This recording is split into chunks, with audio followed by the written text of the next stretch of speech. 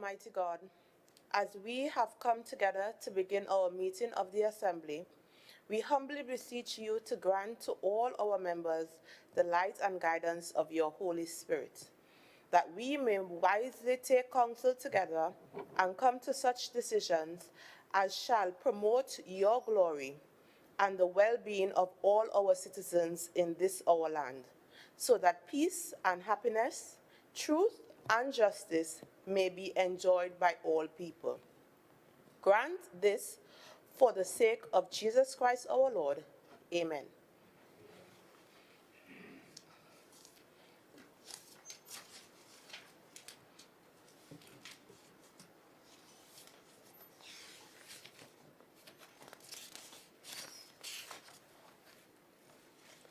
Members, we are reminded that we are guided by the standing orders of the Tobago House of Assembly, and respect and decorum must be maintained at all times.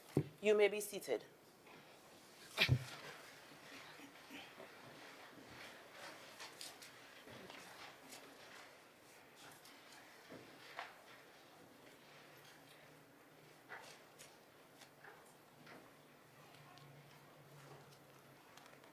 Oath of allegiance of a new member.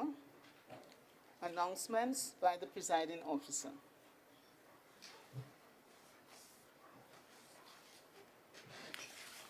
Members, in keeping with the Tobago House of Assembly Standing Order 73 to 80, and after careful recommendations from both the Leader of Assembly Business and the Minority Leader, the following sessional select committees are to be appointed. Firstly, the Standing Orders Committee, which is responsible for reporting to this Assembly on all matters relating to the standing orders. According to Standing Order 74-2, the Standing Orders Committee shall consist of 5 members, inclusive of the chairman. The members of the Standing Orders Committee would comprise of the following: the presiding officer, Ms. Abby Taylor, as chairman. Deputy Presiding Officer, Assemblyman for Bonaccord Crown Point, Joel Sampson. Member for Mount St. George Goodwood, Assemblyman Megan Morrison. Minority Leader, Assemblyman Kelvon Morris. Member for Darrell Spring Win. Member for Buku Pleasant, Assemblyman Sonny Craig. Secondly, there is a House Committee according to Standing Order 75-1. The House Committee shall consider and advise the presiding officer upon all matters connected with the comfort and convenience of members, and every 4 months reports to the Assembly on its minutes of proceedings. Standing Order 75-2 instructs that the Leader of Assembly Business shall be the chairman of the House Committee, and Standing Order 75-3 states that the House Committee shall consist of 5 members, inclusive of the chairman. The members of the House Committee are as follows: the Leader of Assembly Business, Assemblyman Zorisha Hackett, member for Bethesda Lescotto, as chairman. Minority Councillor, Mrs. Petal Danielle Benoit. Member for Bagatelle Bacolet, Assemblyman Natisha Charles Pantin. Member for Lambo Lowlands, Assemblyman Wayne Clark. And member for Plymouth Blackrock, Assemblyman Niall George. Thirdly, the Committee of Privileges, according to Standing Order 76-1, is responsible for any matter which appears to affect the power of privileges of the Assembly, and will report to the Assembly as the need arises. Standing Order 76-2 instructs that the presiding officer shall be the chairman of the Committee of Privileges, and Standing Order 76-3 states that the Committee of Privileges shall consist of 5 members, inclusive of the chairman. The members of the Committee of Privileges are as follows: the presiding officer, Ms. Abby Taylor, as chairman. Member for Bethel Newgrange, Assemblyman Terence Baines. Councillor Tashia Boris. Member for Bagatelle Member for Belgarden, Glamorgan, Assemblyman Dr. Faith B. Israel. And Minority Councillor, Mrs. Petal Danielle Benoit. Fourthly, the Public Accounts Committee, as outlined in the Standing Order 77-1A, has the responsibility of examining and considering and reporting on the accounts showing the appropriation of sums granted by the Assembly to meet the public expenditure of Tobago, as well as other accounts as may be referred to the committee by the Assembly or under any law, and the report of the Auditor General on any such accounts. Standing Order 77-2 instructs that the Minority Leader shall be the Chairman of the Public Accounts Committee and shall consist of 5 members inclusive of the Chairman. The members of the Committee of the Public Accounts Committee are as follows. Minority Leader, Assemblyman Kelvon Morris, Member for Darrell Springwim as Chairman. Councillor Sertica Williams-O. Councillor Orlando Kerr. Member for Scarborough Mount Grace, Assemblyman Trevor James. And Member for Bethesda Lescotto, Assemblyman Zorisha Hackett. Fifthly, the Regulations Committee shall have the duty of considering all such regulations defined by the Interpretation Act as under the authority of any law laid before the Assembly, and must be brought to the Assembly on all matters outlining the Standing Order 78-1A to G. Standing Order 78-2 instructs that the committee should not report on merits or policy of regulation. However, the presiding officer shall be the chairman of the committee and shall consist of 5 members, inclusive of the chairman. The members of the regulations committees are as follows. The presiding officer, Ms. Abby Taylor, as chairman. Member for Signal Hill Patience Hill, Assemblyman Nigel Tate. Member for Roxborough Argyle, Assemblyman Watson Duke. Minority Councillor Petal Danielle Benoit, and Member for Mason Hall Moriah, Assemblyman Ian Pollard. Please note that the Special Select Committee would be announced at a subsequent sitting.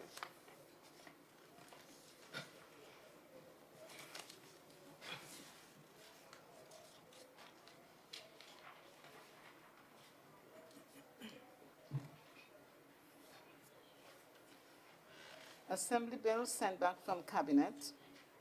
Assembly laws brought back from Parliament. Petitions. Papers. Presentation of reports. Questions to secretaries. Request for leave to move the adjournment of the Assembly on definite matters of urgent public importance. Statements by secretaries or assistant secretaries. Statement on the financial status of the Assembly by the Chief Secretary and Secretary of Finance, Trade and the Economy. Leader of Assembly Business. Thank you, Madam Presiding Officer. In accordance with Standing Order 91-1, to seek your leave to move a motion for the suspension of Standing Order 29-2, which provides the time limit for statements by secretaries and assistant secretaries. Honorable Member, the leave is granted. Leader of Assembly Business. Thank you, Madam Presiding Officer. Madam Presiding Officer, I now beg to move that Standing Order 29-2 be suspended to permit the Chief Secretary and Secretary of Finance, Trade and the Economy to complete his statement. Honorable members, the question is that this House suspends Standing Order 29-2 in order to permit the Chief Secretary and Secretary in the Division of Finance, Economy and Trade to present his statement. All in favor, say aye. Aye. Any against? The ayes have it. Chief Secretary and Secretary for Finance, you may proceed to make your statement.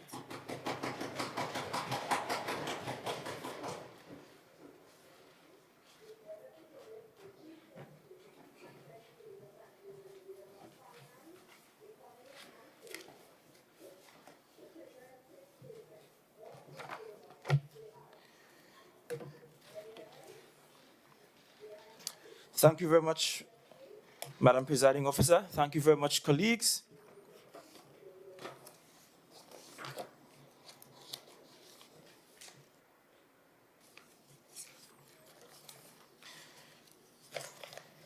Let me take this opportunity at the very start to thank the Chief Administrator in the Tobago House of Assembly, Mrs. Solomon Koroma, as well as the Administrator for the Division of Finance, Trade and the Economy, Mrs. Baker Henry, and all other accounting officers and technocrats within the Division of Finance, Trade and the Economy for their assistance with preparing this statement. I must say, Madam Presiding Officer, that we are off to a very good start, and a start wherein we have collaboration and some measure of coherence among the staff in our respective divisions. Madam Presiding Officer, it is with deep and abiding sense of duty and responsibility that I stand in this legislative chamber as Chief Secretary of Tobago, as head of the Executive Council of the Tobago House of Assembly, and as Secretary of Finance, Trade and Economy. You know, moments like these are sufficient to keep reminding this space-eye chap, as I was called by a predecessor, that there is actually such a thing as a Tobago dream, and that my chief role over the next 4 years is to bring to the front doors of every Tobagonian an opportunity to realize that dream. Madam Presiding Officer, my primary role today is to present and lay in this chamber the statement of the financial position of the Tobago House of Assembly as at December 13th, 2021. This is being done in keeping with my stated promise to Tobagonians during the election campaign. Madam Presiding Officer, later in my presentation, I will outline the path my administration intends to take and the projects and programs we intend to pursue to stabilize the economy of Tobago and to bring relief to all Tobagonians. Today's lengthy statement is not uncommon in this chamber. We were here before. Tobago pressed the reset button before. The difference today over 21 years ago is that Tobago decided to take a more radical route to transformation by choosing to ignore the reset button, to ignore the remote entirely, and to finally throw away the whole big back TV and to start brand new with a sleek, modern, and to deliberately put it redundantly, brand new executive team in the Progressive Democratic Patriots, which for the first time in the history of our island gives to us an executive where not a single member was a member of any other executive in this country before. Madam Presiding Officer, almost 21 years ago, on Thursday, the 15th of January 2001, then Chief Secretary London stood in this very house and took a similar stance to the one I am taking today. Tobago had only 2 weeks earlier changed its political stewards for the first time in 20 years, and he took the opportunity then to lambaste his predecessors and to give a direction for the island for the preceding 6 months in efforts to stabilize the economy then. Now that we have the utmost 2020 vision, which in Tobago Creole we call looking back, it is evident that the kind of fiscal responsibility we hoped for never really materialized. More so, in looking back, we now know that we voted out Ringbang and voted in years of low returns jazz festival. We voted out a macaroni man that is still stationary in Signal Hill with his mouth wide ajar, laughing at the whole of Tobago. And we voted in overpriced and unutilized buildings that took our human development nowhere. Madam Presiding Officer, we voted out ADA, and we voted out Virgin Atlantic millions and several investment schemes that enriched a few, but not the many. And so while I am following a tradition established in this very house, where whenever a new political party becomes stewards of Tobago's economy, that a clear report and a clear directive is given at the very start of the 4-year period, I will not follow the tradition of spending this time castigating my opponents. There will be sufficient time for that. Trust me on that one. And if you don't know anything about my leadership style as yet, know this one thing: boss moves are made in silence. And so I am sorry to disappoint the media that my statements today won't give way to sensational headlines, but rather to the building out and building up of an island that is in desperate need of hope. Madam Presiding Officer, December 13th, 2021 marked the first official working day of this new PDP-led administration, following results of historic elections that were held on January 25th and December the 6th, respectively. Madam Presiding Officer, you will recall that the December 6th election was preceded by the historic 6-6 deadlock. The December 6, 2021 election was very much historic based on the fact, for the first time in 41 years of the modern Tobago House of Assembly, an election was held where the electorate was asked to select, or elect rather, 15 area representatives. Madam Presiding Officer, we are well aware of the events that unfolding in the intervening period between January 25th, 2021 and December 6th, 2021. I do not think it is necessary for me to revisit those upsetting events at this time, as it is not my intent to vilify anyone or any organization that has already had their behinds soundly whooped by Tobagonians. Madam Presiding Officer, the people of Tobago have experienced events and witnessed the unflattering conduct of the then holdover executive during the period that can be considered a dark and empty period in our political history. The results of December 6, 2021 election have now written a new political history for Tobago. As head of this executive council and the Tobago Island government, I think it is time for us to move on and to work on developing Tobago and Tobagonians. This is the mandate given to us by the people of Tobago, for which I take this opportunity once again to say thank you.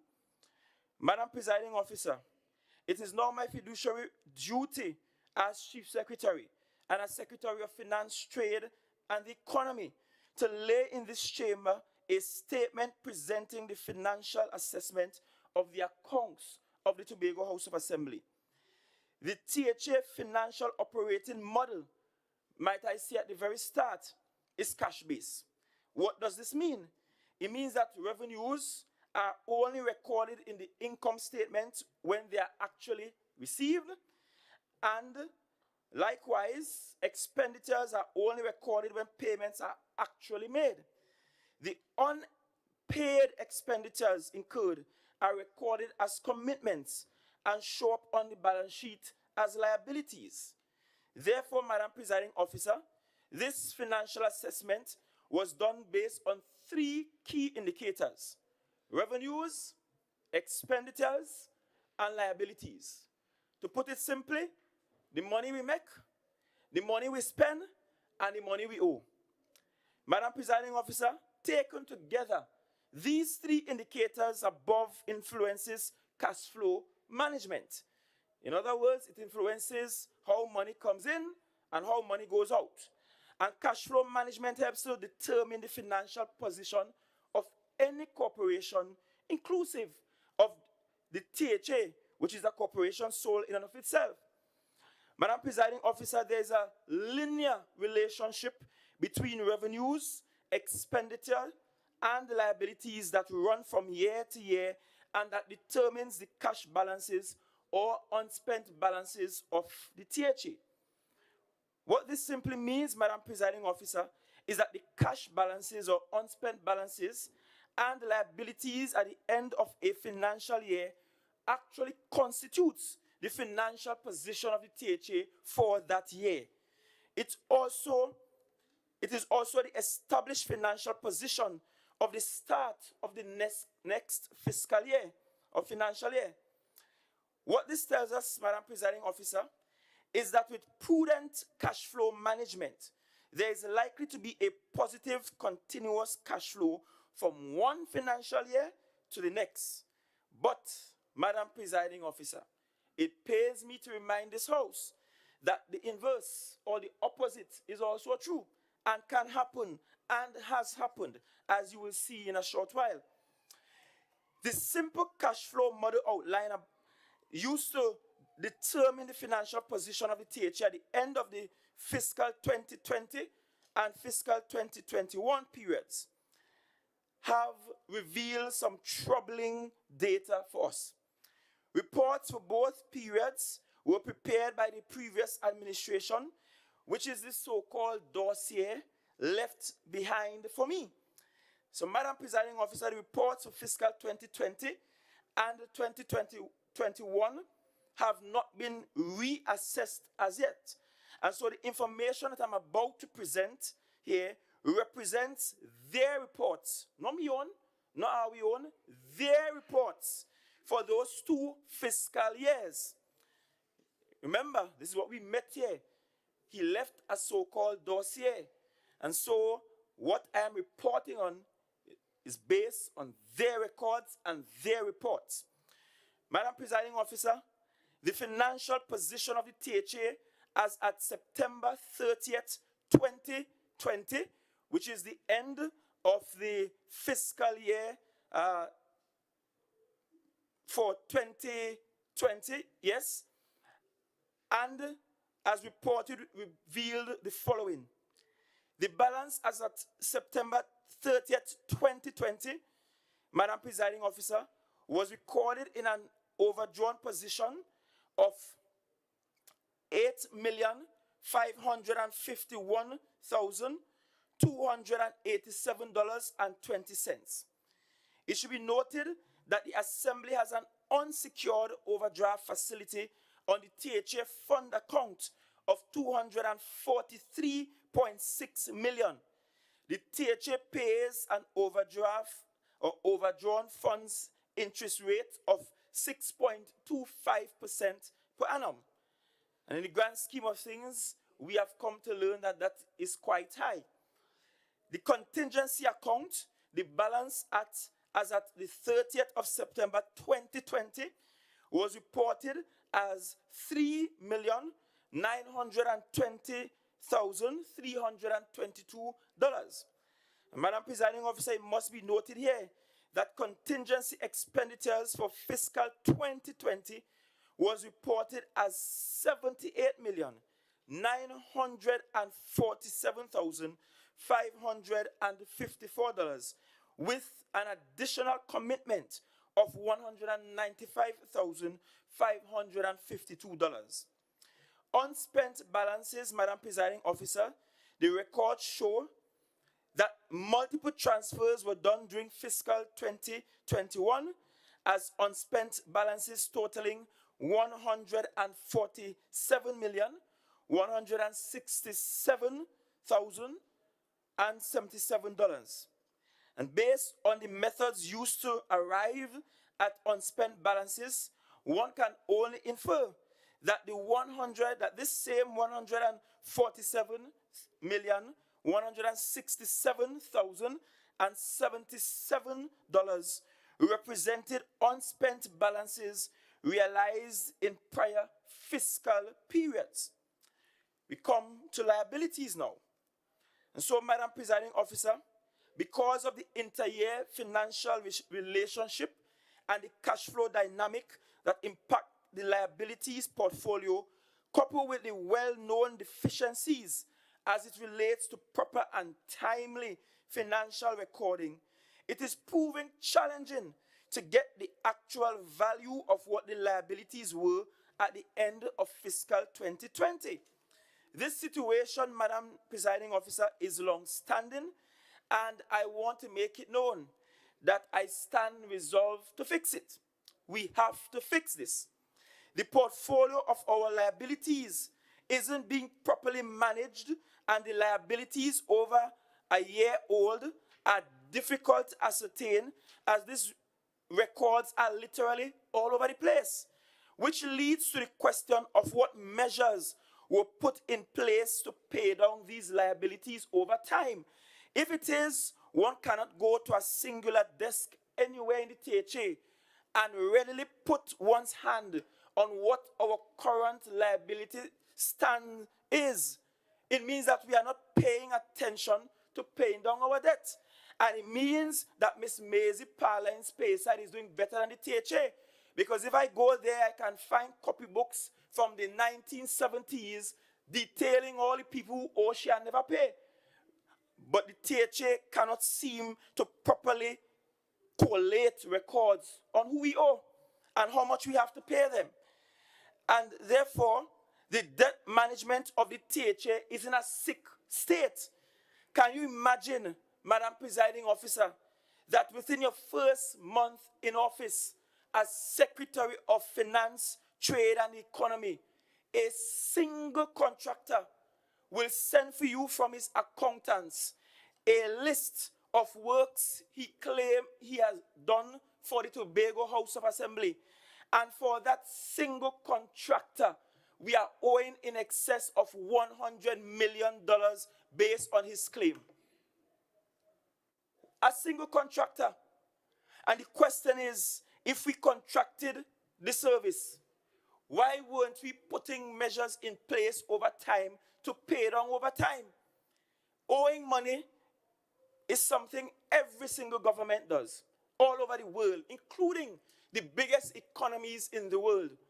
But no responsible government will just incur liabilities and not have a plan to manage those liabilities. And I'm saying categorically right now, right here, on this very day, that we are going to fix this.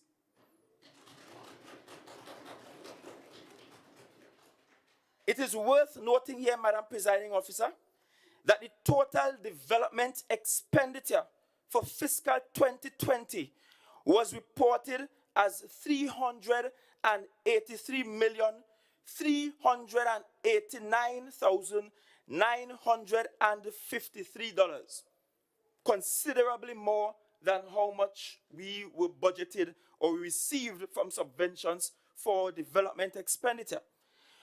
Meanwhile, the total recurrent expenditure, and this is actual figures, was recorded as $1,846,322,690, giving a total expenditure of the THA based on the records we have found, totaling $2,229,643. Again, $2,229,712,643, and that's the total for fiscal 2020. In sum, Madam Presiding Officer, the reported financial data as at September 30th, 2020, the end of that fiscal year, revealed that the THA started fiscal 2021, which starts, for those who don't know, on October the 1st, 2020, with expended balances or unspent balances totaling $151,087,399, with a balance brought forward $3.9 million plus $147.1 million transferred, along with liabilities and commitments, the values of which are still to be verified. In other words, Madam Presiding Officer, we transferred monies at the end of fiscal 2020, which is September 30th, 2020, to the new fiscal period starting October 1, 2020, which is fiscal 2021. And we brought forward monies, we transferred monies, and created this total or this sum of unexpended balances. And we don't know or did not know or did not have on record properly the liabilities and commitments to be pegged against that particular value. The foregoing, Madam Presiding Officer, is the manifestation of the actual inter-year relationship between fiscal 2020 and fiscal 2021. However, Madam Presiding Officer, circumstances changes traditions, and desperation eats away at discipline. And allow me to illustrate a particularly wicked behavior that must be called as such. And the last time I checked, we are in a place that we call the house. And whether it be the house of worship or the house of politics, the truth we must speak. And we must always call sin for what it is. And the financial sins must be called out in this place. However, a number of historic developments in the life and operations of the THA were recorded in fiscal 2021.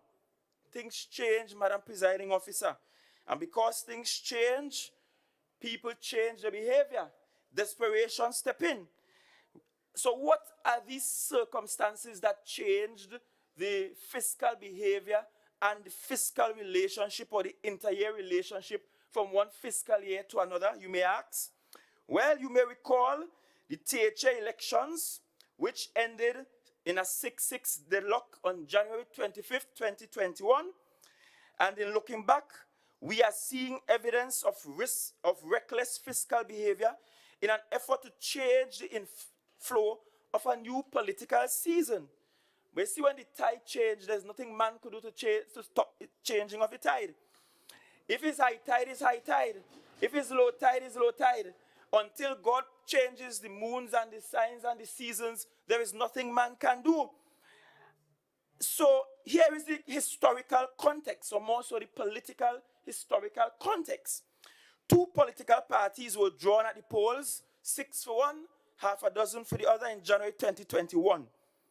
By the time we get to May 2021, for the first time, the THA raised $164.175 million in bond financing on the domestic financial market. Madam Presiding Officer, additionally, the THA Act was amended, thereby increasing the number of seats from 12 to 15, and then setting the stage for a second election within the same fiscal year. The same calendar year, the December 6, 2021 elections. And if my memory serves me right, this is the first time in the history of the THA in our 41 years that we have had two THA elections in the same calendar year. There can be no argument, Madam Presiding Officer, that these events have had significant impacts on the THA's cash flows.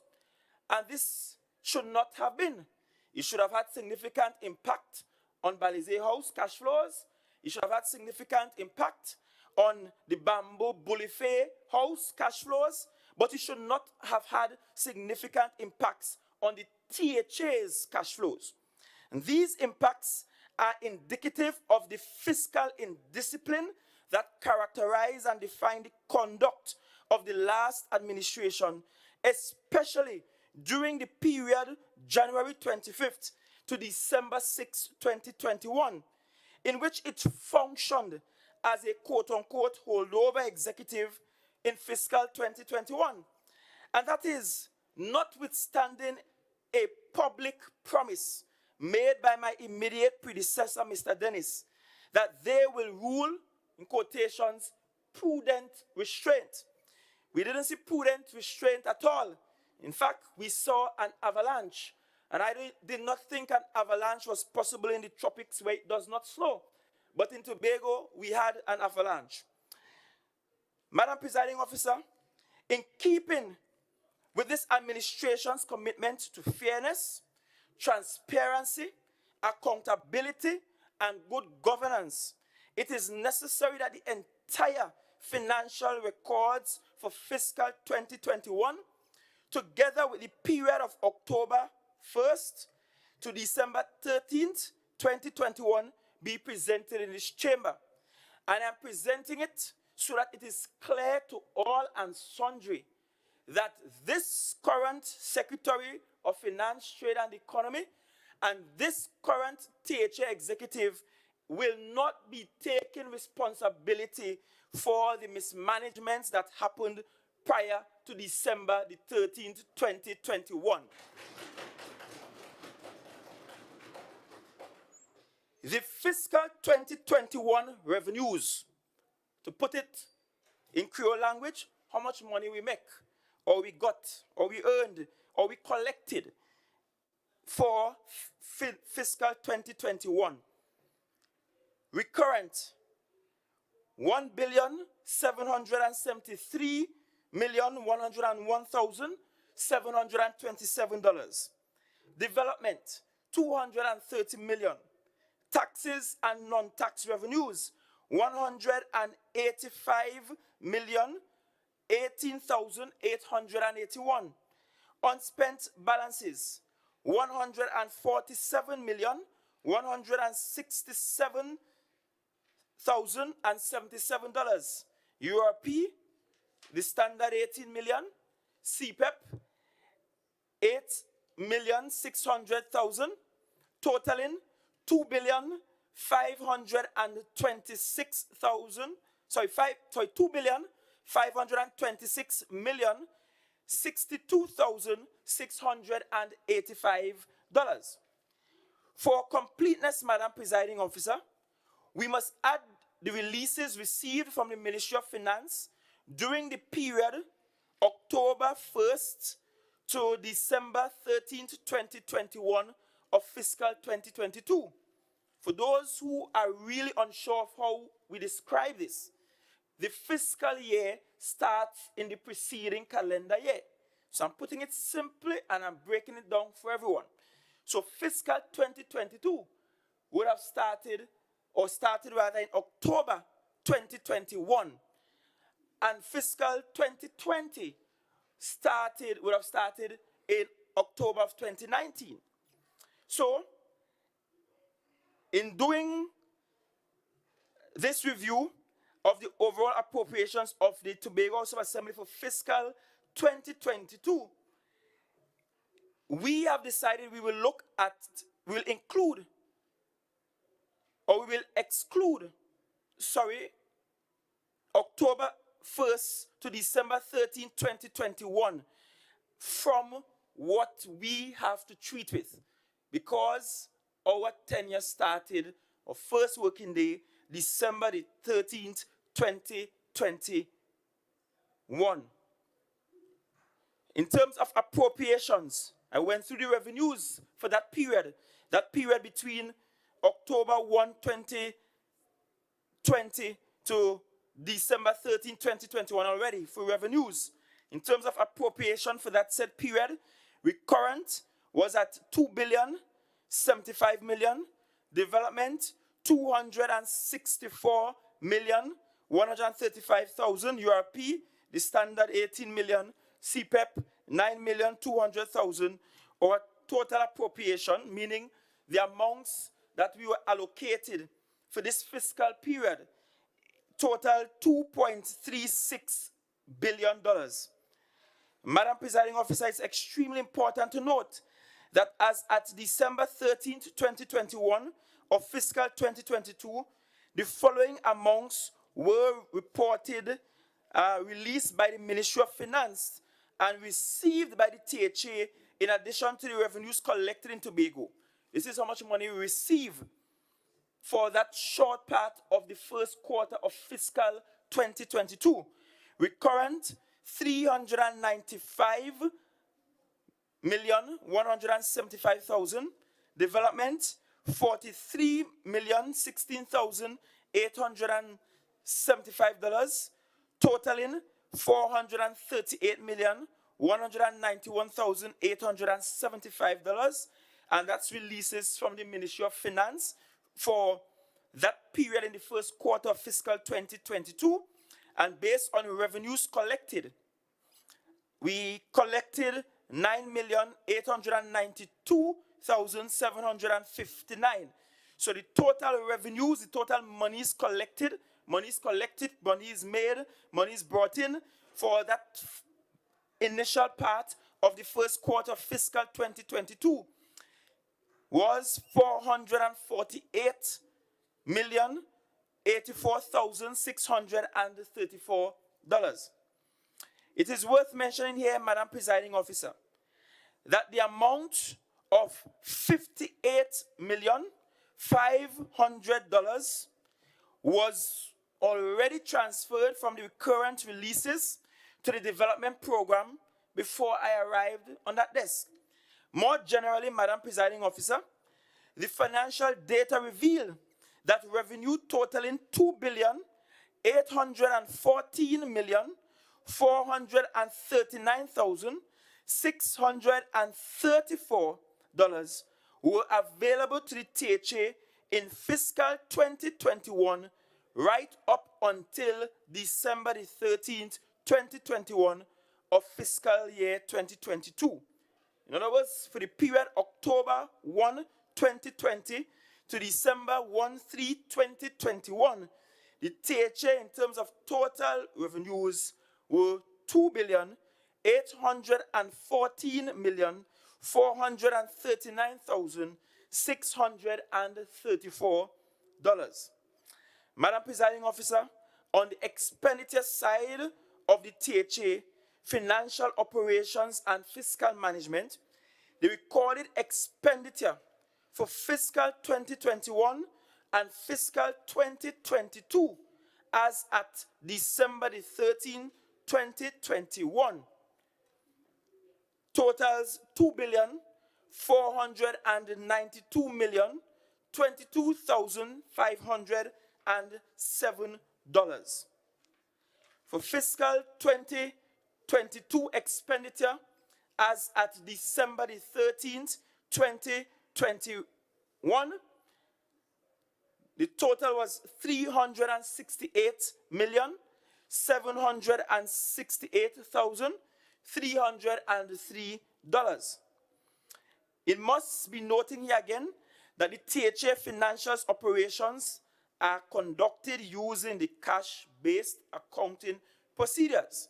And as noted before, this means that expenses incurred are only recorded as expenditures when they are paid for, and that the true actual expenditures of the THA for any reporting period are most likely to be higher than the recorded expenditures. And so, Madam Presiding Officer, the difference being picked up on the balance sheet is what we are labeling as liabilities. Therefore, the ongoing fiscal statements of revenues and recorded expenditures must be considered and interpreted within this framework of accounting for the THA.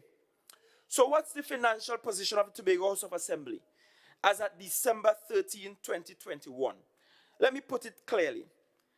The financial position of the THA as at December 13, 2021, as reported by the responsible public officers,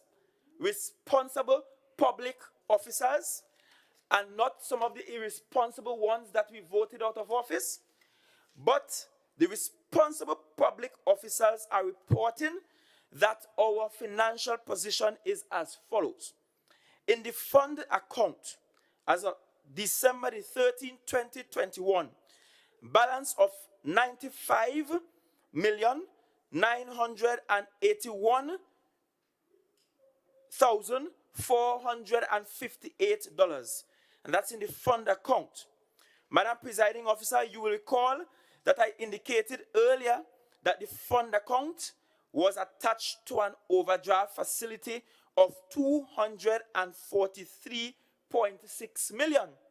Therefore, the balance of 95,981,458 in the fund was actually overdrawn as at December the 13th, 2021. And so, Madam Presiding Officer, it could have likely been the product of cash flow issues. We don't know. That may have occurred at the time. Late monthly releases that could have accounted for this deficit or this overdrawn facility being used. We don't know, not casting aspersions, but that's what it is. In terms of unspent balances, as at December the 13th, 2021, the unspent balances stood at a reported $50,803,942. In the contingency account, as at December 13, 2021, the balance of the contingency account was reported as $395,543.88. I had to look twice because what I thought should be in the millions is in a few hundred of thousands. In terms of liabilities inclusive of commitments, Madam Presiding Officer, liabilities inclusive of commitments as was reported as of date is $738,321.55. And that's as at December the 13th, 2021. Now this is telling a seriously troubled picture for us in Tobago.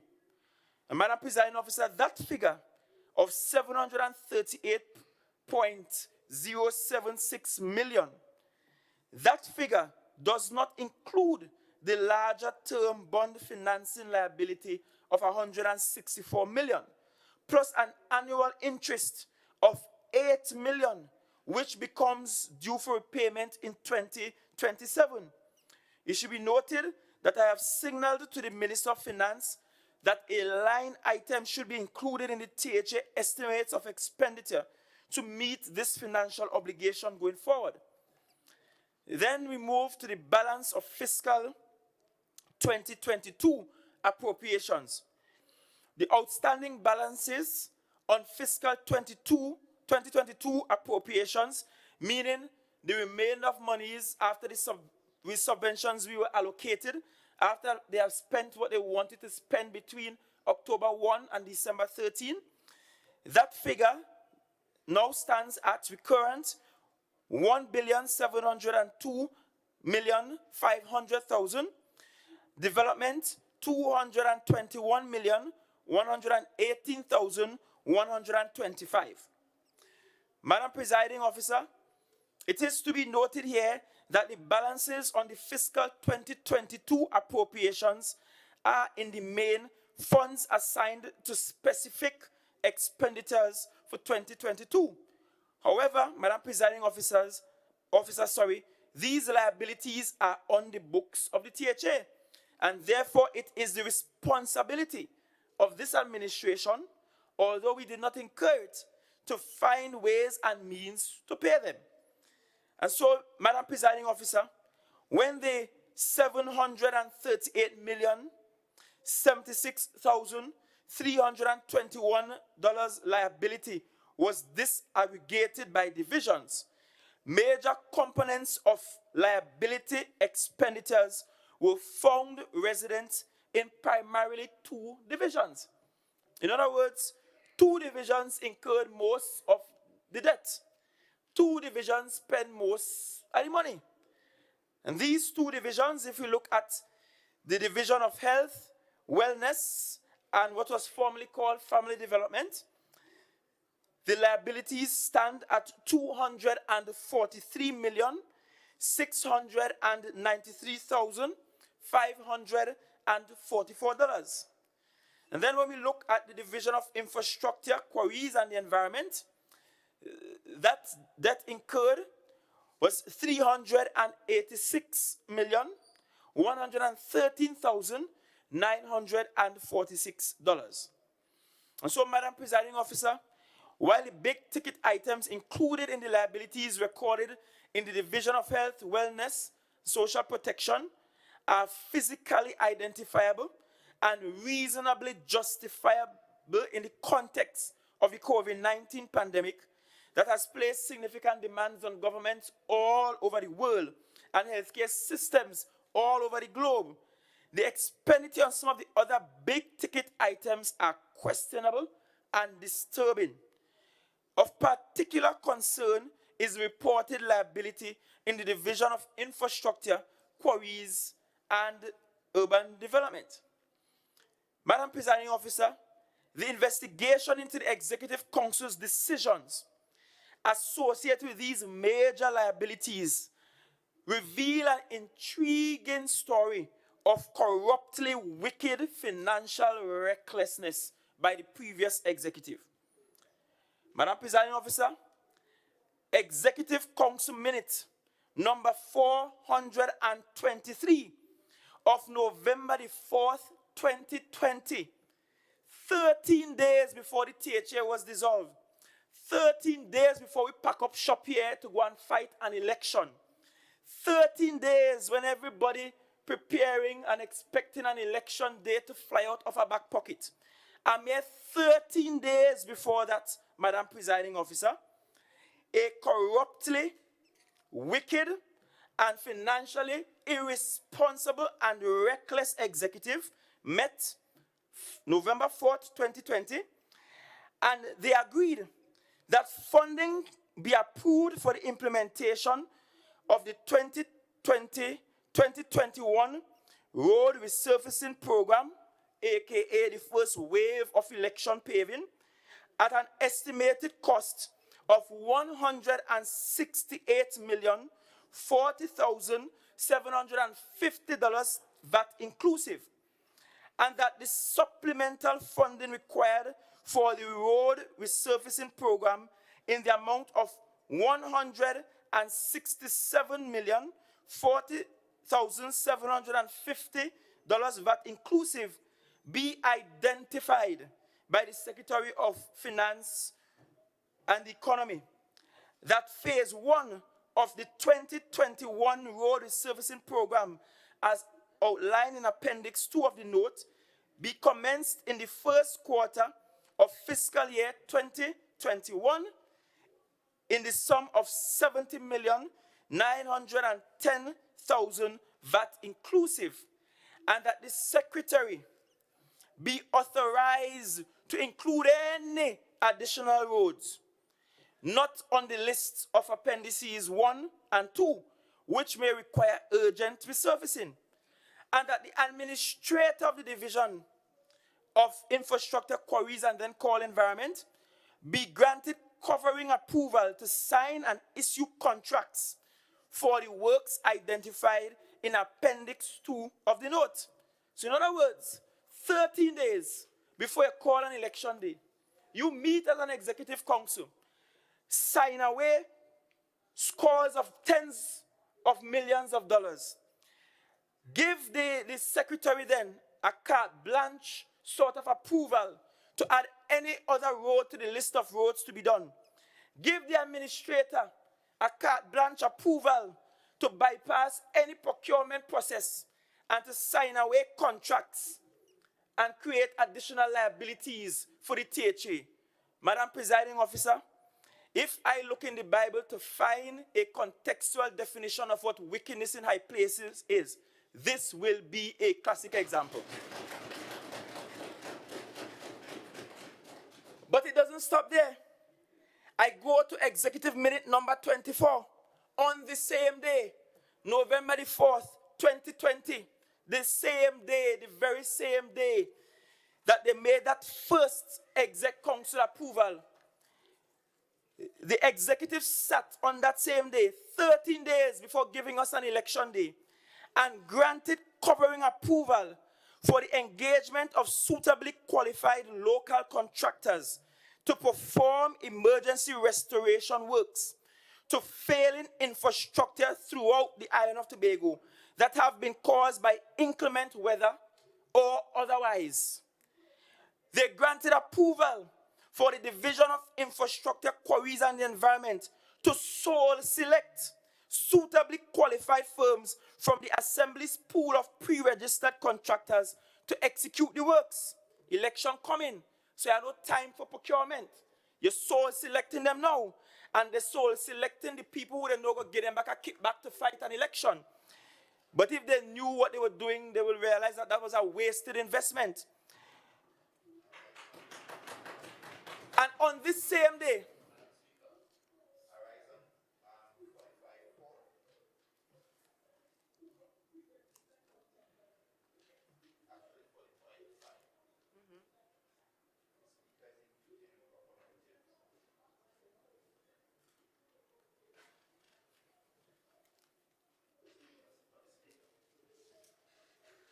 Member for Darren Springwim. Was that a question or a statement?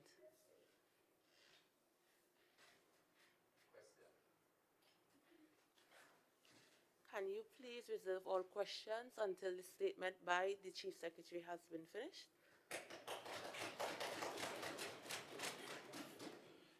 Madam Presiding Officer, if I may help the chap a bit. Oh, sorry, I withdraw that. If I may help the goodly assemblyman a bit. The issue about imputing improper motives only stands against members of the House based on the standing order. And guess what? As Tobagonians, and God willed it, not a single one of them is back here in this House.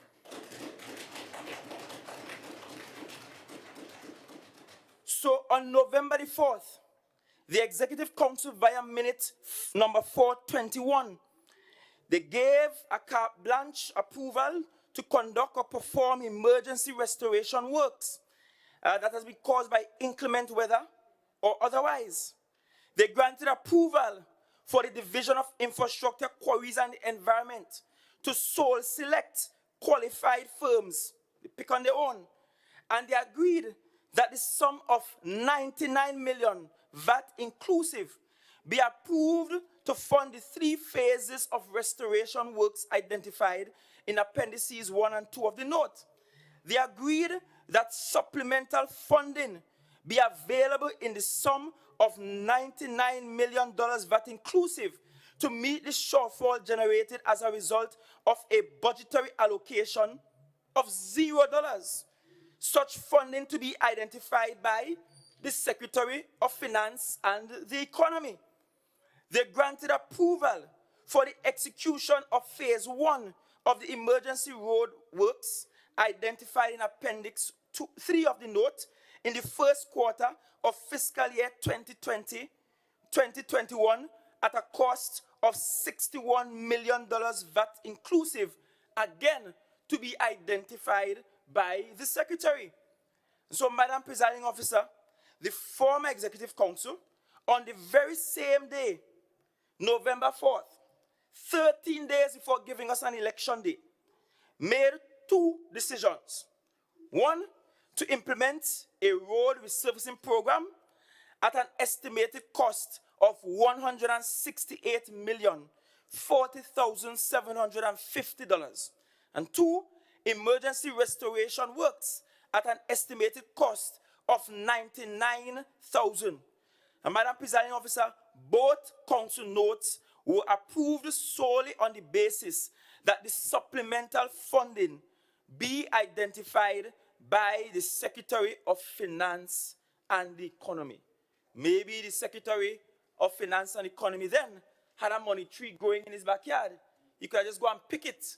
It's not in the budget. We could just go and pick the leaves of the tree, the notes of the tree, and just bring it and pay for these projects that no source or line of funding was identified in the Executive Council minute. And, Madam Presiding Officer, if I may, I walked with copies of those Executive Council minutes. Therefore, if the minority leader wishes to have copies, I can give him copies.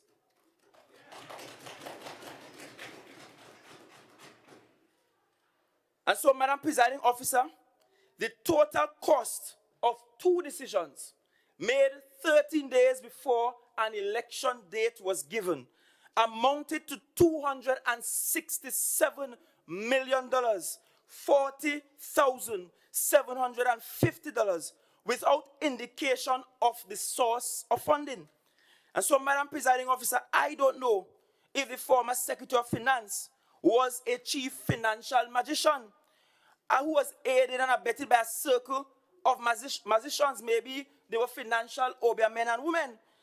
And I understand that there may be a member of this house who was part of that circle of financial obia men and women.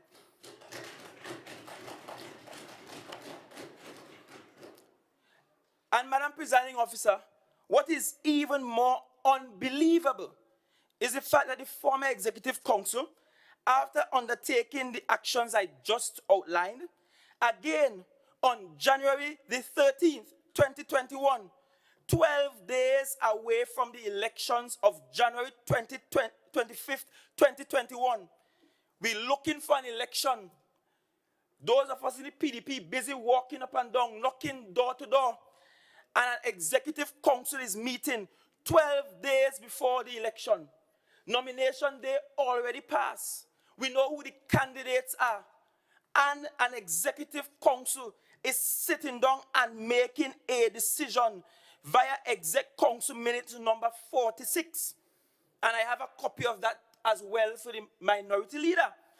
And in that Executive Council minute, granted approval, covering approval, to engage contractor presented in Appendix 2 to perform the additional emergency restoration works to failing infrastructure throughout Tobago caused by inclement weather or otherwise.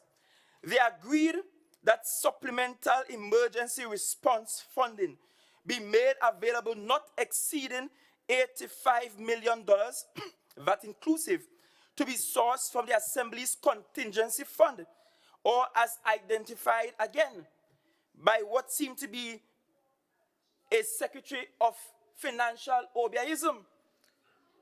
And then they granted covering approval to the Administrator of the Division of Infrastructure, Quarries and the Environment to sign contracts on behalf of the Assembly pertaining to the expenditure of the said $85 million. And if my memory serves me right, there is a monetary value limit to which an administrator in a division can actually sign off on. Once it's over a certain limit, it is supposed to go up to the chief administrator. That is the financial rules and regulations.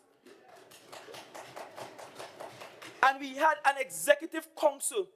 When they realize that it looked like they're going to lose an election, will meet in a dark room somewhere and decide to spend away Tobago's money in this wicked and most reckless manner. And, you know, I paused for a bit when I got this report. I said, Father, you have to check.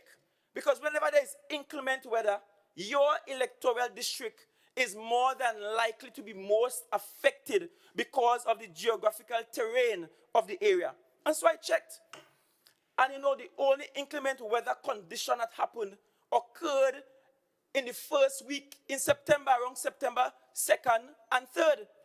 And then when I check again, based on a list I received as the then area representative and the minority member of the House from TIMA, that they gave to me of the issues that popped up in my district, as a result of that inclement weather in September. When I check as of today, they not fix none of the issues on them. People house still catering on and cantilevering off cliffs. Ain't fixed yet. But we have all of these emergency spending being allocated and assigned by the Executive Council on account of inclement weather. And that was done starting in November. When I checked November weather, sunny days throughout. I checked December weather, sunny days throughout. I checked all the days leading up to the election, sunny days throughout. And we there in sunny days, signing away to Tobago's financial heritage in this reckless manner. Perhaps, Madam Presiding Officer, they were preparing for sunny days ahead with a new political steward of the THF. And so, Madam Presiding Officer, what is revealed here is that in 3 months, from November 2020 to January 2021, the former Executive Council made 3 decisions to spend $340,750 without first identifying the funding to meet this expenditure.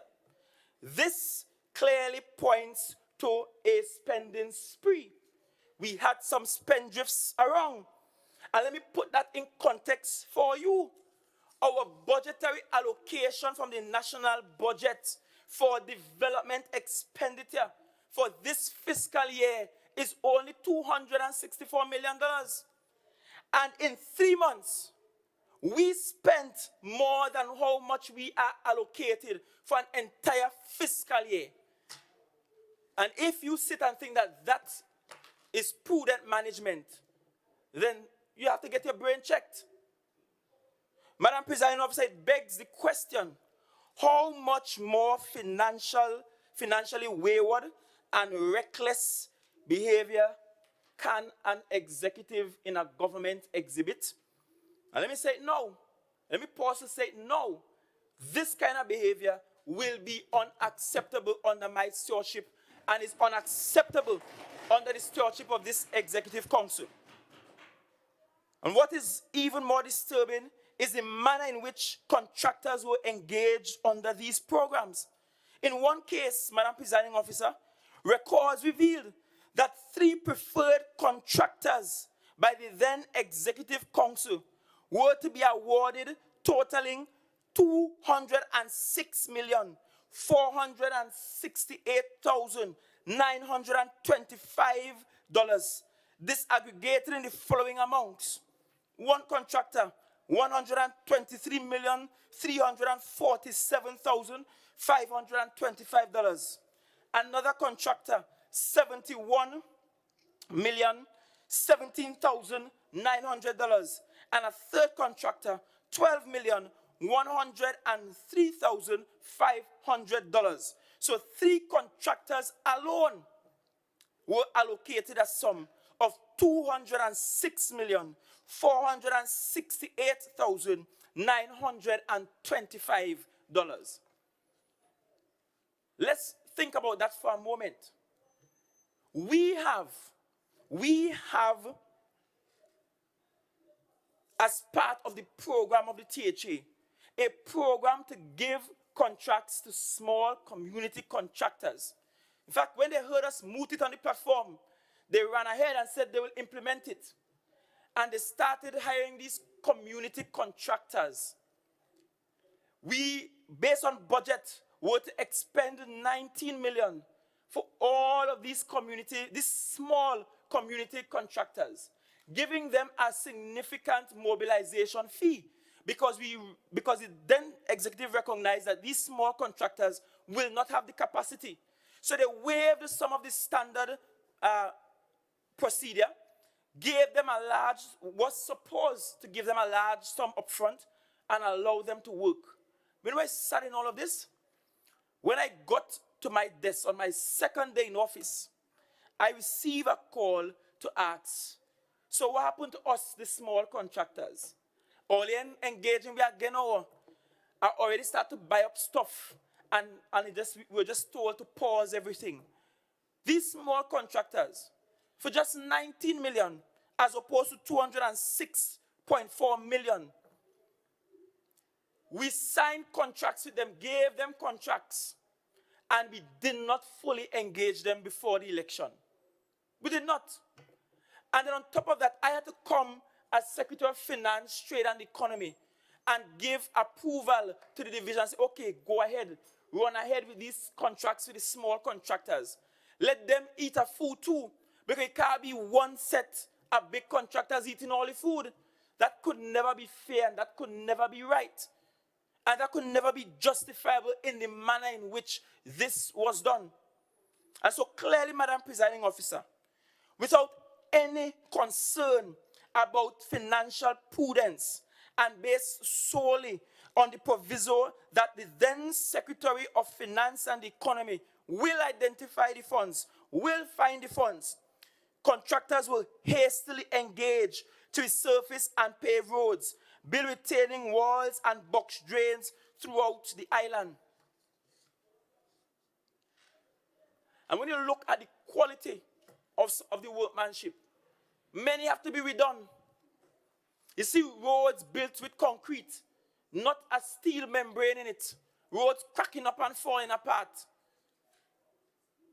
But out of desperation, fiscal discipline fled the house, fled the Tobago House of Assembly, and we are left to now clean up a big mess. And so, Madam Presiding Officer, to navigate the maze of financial confusion that I have outlined, I have commissioned forensic audits into the following programs for the period October 2019 to November 2021.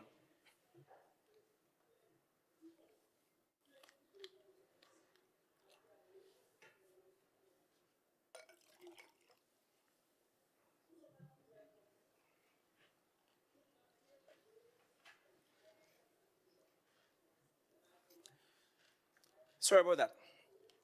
So I've commissioned forensic audits into the following programs from the period October 2019 to November 2021. A, the Emergency Restoration Works Program. B, the Road Restoration Program. C, the Road Resurfacing Program. D, the Emergency Infrastructure Rehabilitation Project. And E, the Agriculture Access Roads Program. I can now report, Madam Presiding Officer, that the process for the audits have begun with the retrieval and seizure of all the necessary documents by the Internal Audit Unit. A specialized forensic audit firm has been identified, evaluated, and selected to conduct an audit into the program listed above. And Madam Presiding Officer, let me state here that if any evidence of fraud and corruption and the misuse of THA funds is unearthed by the audit, those who are identified will be criminally liable, will face the full brunt of the law, or may find themselves never working for the THA led by this team again.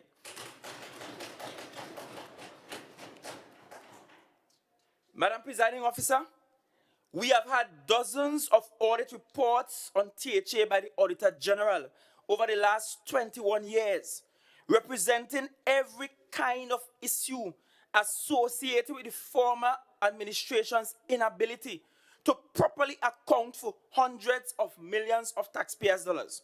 And regrettably, Madam Presiding Officer, there is no evidence that any action has been taken despite the promises to address these issues.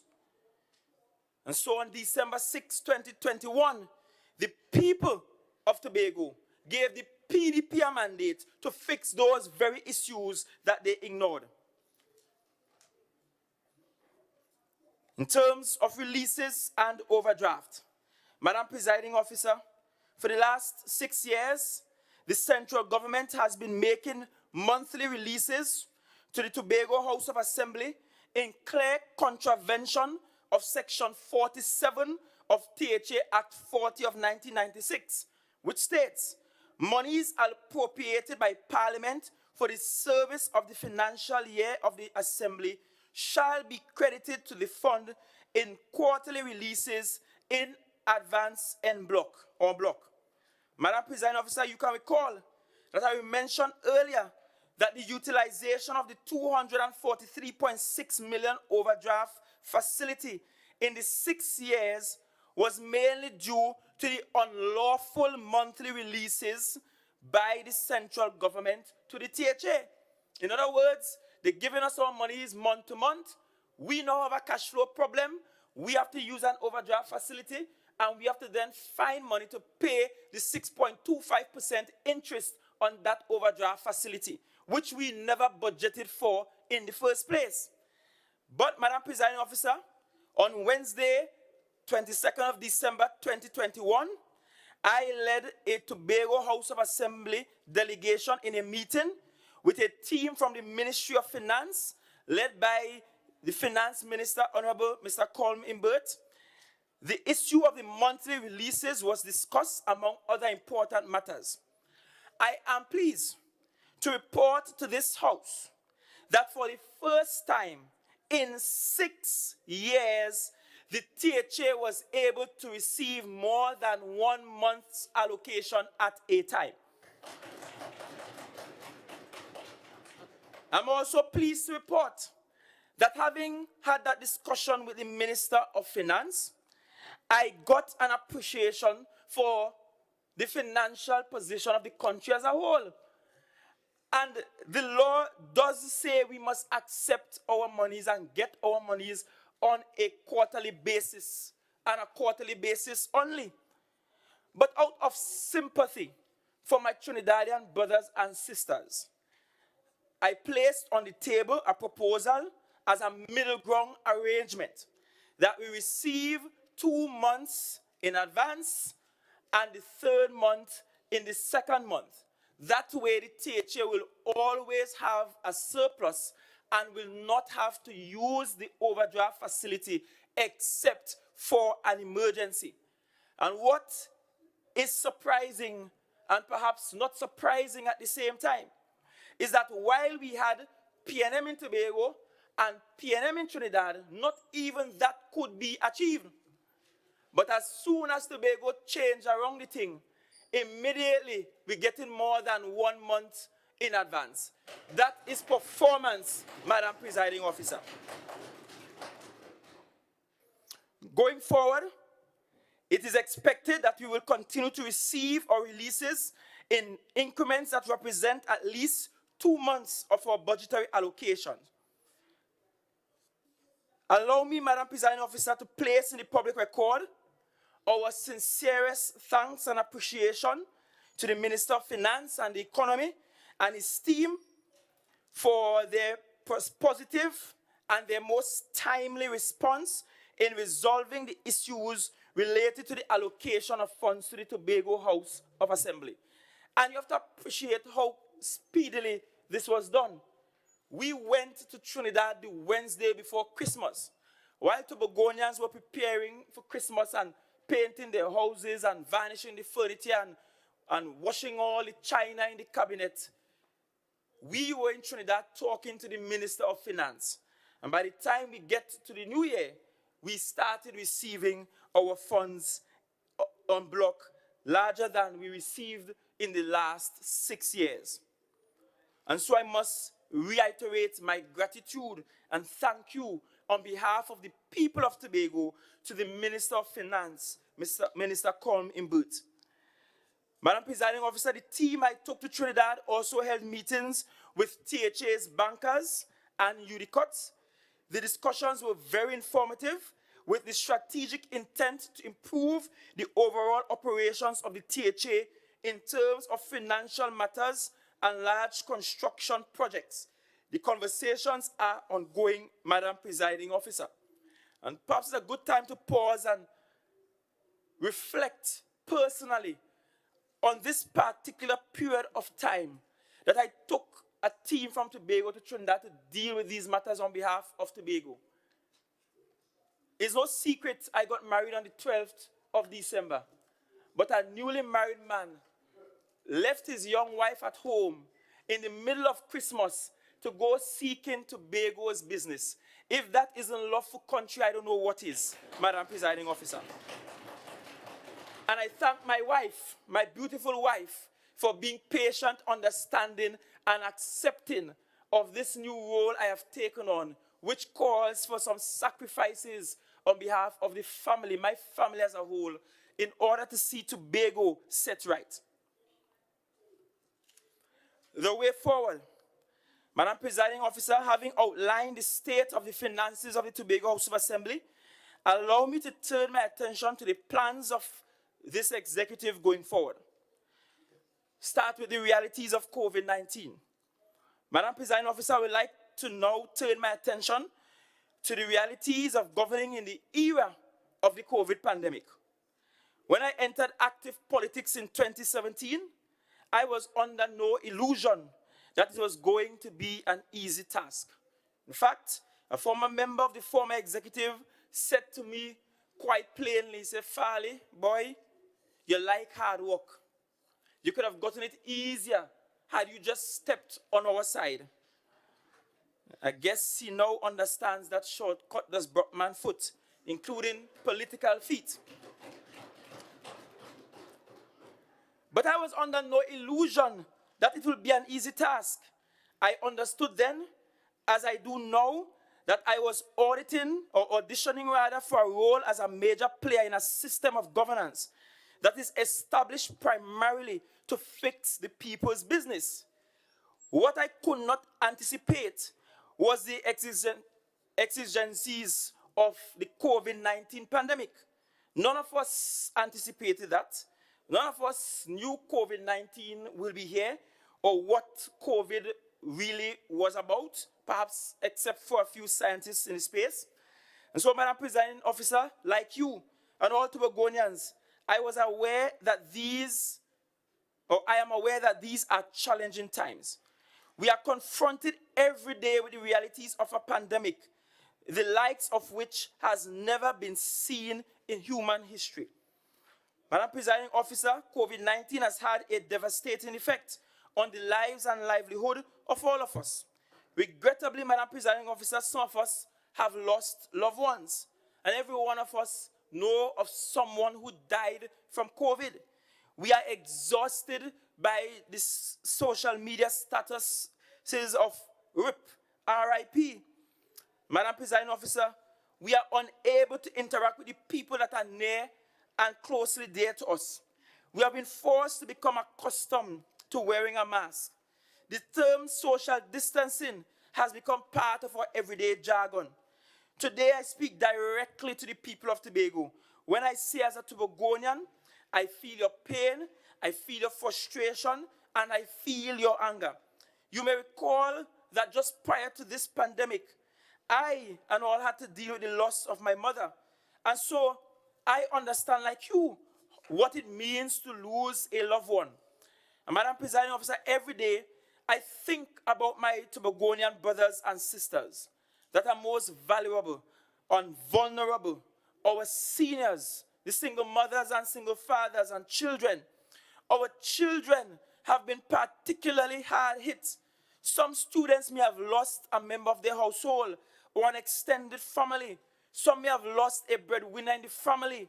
We have children preparing to go to primary school or big school as we call it, and has never seen a classroom before in their lives, have never interacted on a playground, independent of their parents in their lives.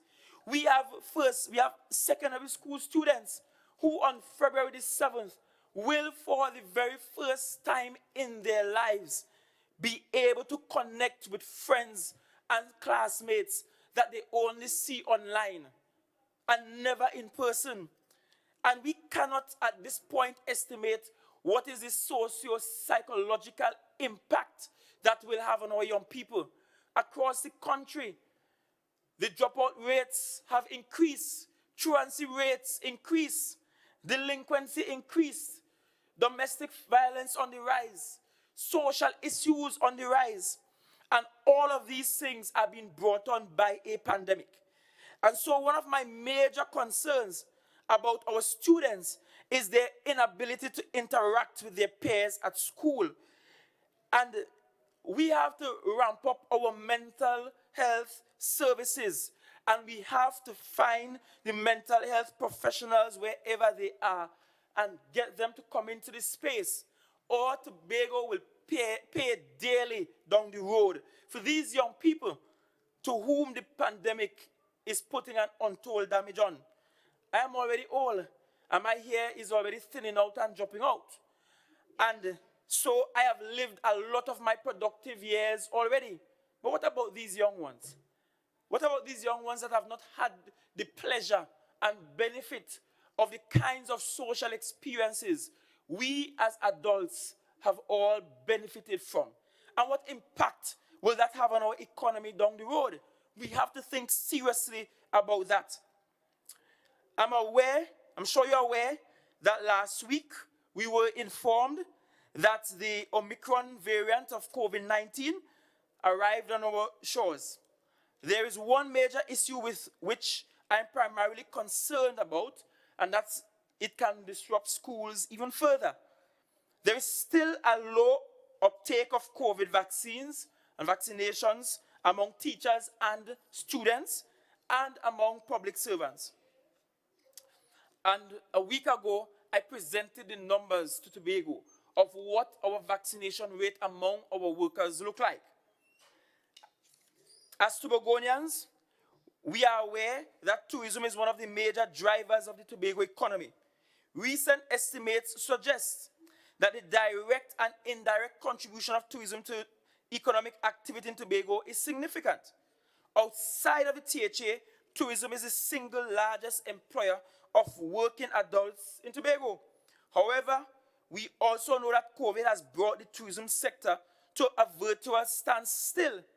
And although we had some good news recently with the arrival of British Airways, and we expect some good news on Saturday with the arrival of Virgin Atlantic, with the reopening of our borders to tourists, tourism at this point still remains a major challenge.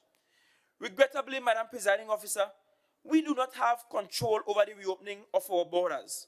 Hopefully in the near future, we may be able to open our borders so that we can stimulate the tourism sector. In fact, I will let you know, Madam Presiding Officer, that on the next conversation I have with my goodly Prime Minister, and I'll call him my good friend now, because he has shown that he has an ability to listen and to hear Tobagonians. I guess the result of December 6th cleaned all the wax from his ears. And so he's now hearing us loudly and clearly. I will raise the matter of opening our borders further and how to treat with cruise ships arrivals on the island, who have already begun to show an inclination to arrive and make Tobago, both Charlottesville and Scarborough, ports of call for them. In the meantime, Madam Presiding Officer, we have to find a way to support hoteliers, restaurateurs, reef tour operators, vendors, and tourism workers so that they can transition seamlessly from where we are now to where we were pre-COVID. I will let you know that the Secretary with responsibility for tourism, along with her Assistant Secretary, have been diligently meeting with all the stakeholders and painstakingly going through one by one with each of them. Madam Presiding Officer, we have also begun to prepare to give the ancillary workers within the sector some grant funding to assist with reopening. And that's why we've both operators, our tour guides, and those in ancillary services. Madam Presiding Officer, every Tobagonian is aware that apart from the tourism sector, the THA employs the largest working force in Tobago. Fortunately for us, we have been able to sustain our levels of employment in line with pre-COVID levels. Going forward, Madam Presiding Officer, I am confident that we will be able to sustain our current levels of employment in the THA, notwithstanding the restructuring actions that are necessary. Notwithstanding the difficult challenges related to COVID-19, Madam Presiding Officer, I have also been working assiduously with my secretaries and the technical staff to ensure that we identify additional funding for key projects. My hope is that with the implementation of these projects, we will be able to buffer some of the negative impacts and fallout from COVID. I am pleased to report to this House, and by extension the people of Tobago, that my administration has had conversation with the Minister of Finance towards augmenting the allocation of the THA, or to the THA, in his mid-year review of revenue and expenditures in the National Parliament. And so we remain hopeful.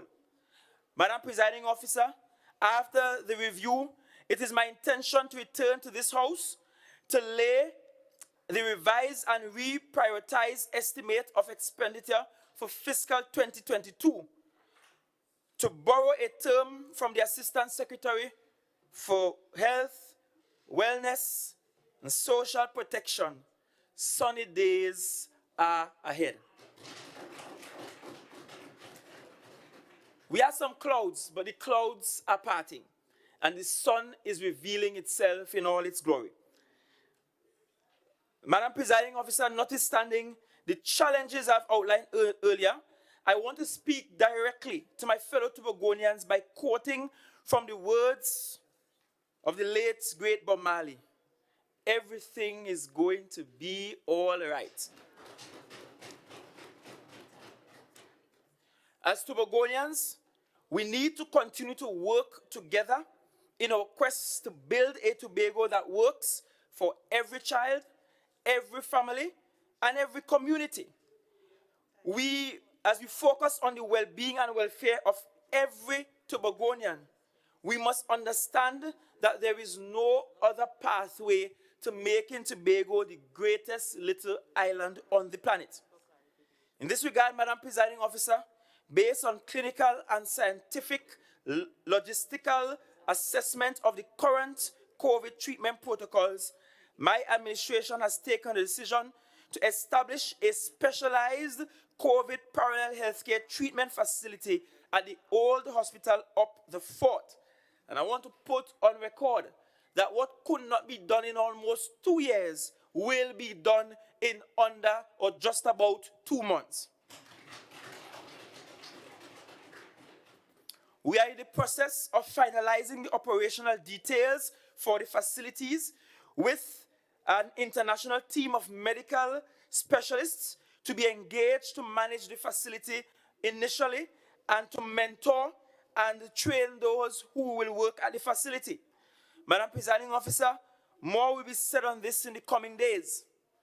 In terms of the next steps, the short-term strategic policy agenda between the months of January to June 2022, Madam Presiding Officer, let me take this opportunity to outline what those priority projects are.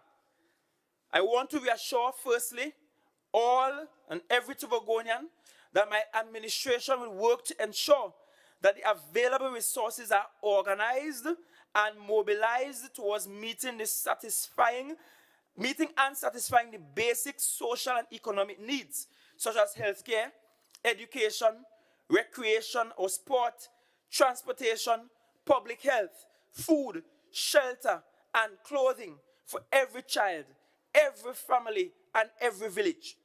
No one shall be left behind in our basic needs policy objective. I will now like to turn my attention to solutions that are intended to bring both emotional and financial relief to all Tobagonians. The Tobago Social Safety Net. Madam Presiding Officer, COVID has shown us how vulnerable our small economy is to exogenous shocks. Consequently, as we move forward, I intend to roll out a suite of projects and programs as part of a new initiative for social protection in line with our mandate to protect the most vulnerable members of our Tobago community. The name of this program is the Tobago Social Safety Net, or TSSN. Immediately, we will adopt a robust approach to identifying members of our community who have been severely affected by the COVID pandemic. We will use all existing channels, including line divisions and departments of the THA, NGOs, and FBOs, to ensure that social support is delivered to those who need it and not to those who you think will give you a vote. And let me say no. Any member of my team who thinks that social support is for your party members alone, you do not belong on this team. Our goal is ensuring that our Tobago brothers and sisters receive the support they require at a time when they are most vulnerable. Already, the Division of Education, Research and Technology has distributed more than 1,000 tablets to support the online learning of students who have been affected by COVID. One of the things we have learned from COVID is that we do not have the capacity to deliver social service support in an efficient and timely manner to those who need it the most. COVID-19 has revealed that too much of our social support services were in the hands of politicians and not in the hands of social welfare workers. I am happy to report in this House that upon assuming office, the vault that was located in the office of the Secretary that contained all the food cards that allowed for some members of the former executive to give out 400 and change food cards from his ever-bulging Santa Claus bag was removed promptly from my office and aligned directly with the directors of that program. Because social support is not for political gain, it is for a human good. Madam Presiding Officer, our goal is to establish an administrative support service platform called Service Tobago. Each Tobagonian or resident of Tobago will eventually be assigned a digital identification number, which he or she will use to access services online or in person.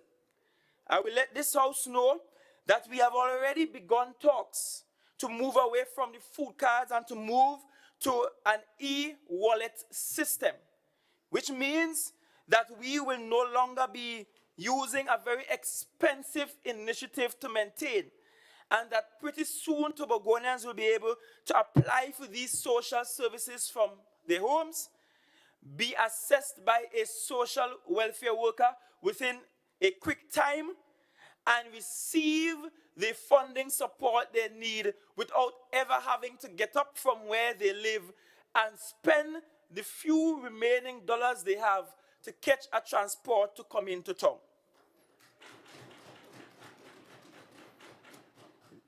Digitization is the way of the future.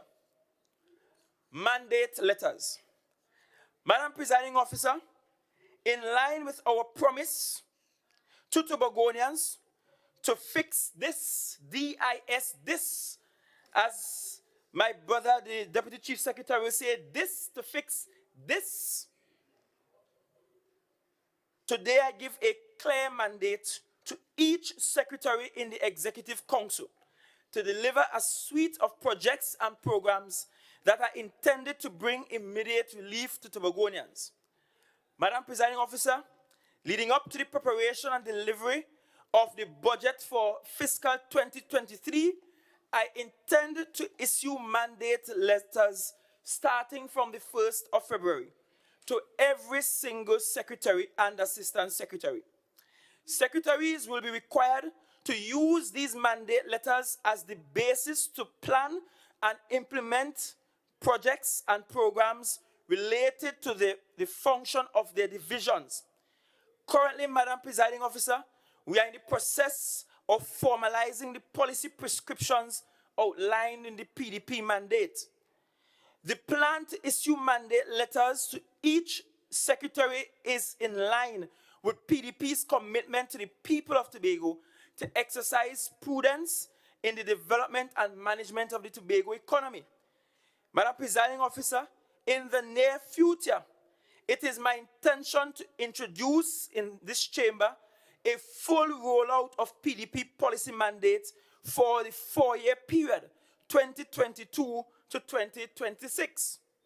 You may be aware, Madam Presiding Officer, that the CEDP 2.0 expired a very long time ago. The CEDP 1.0 expired, nothing happened. The CEDP 2.0 expired, nothing happened. But I assure you, when I issue these mandate letters, some things will happen.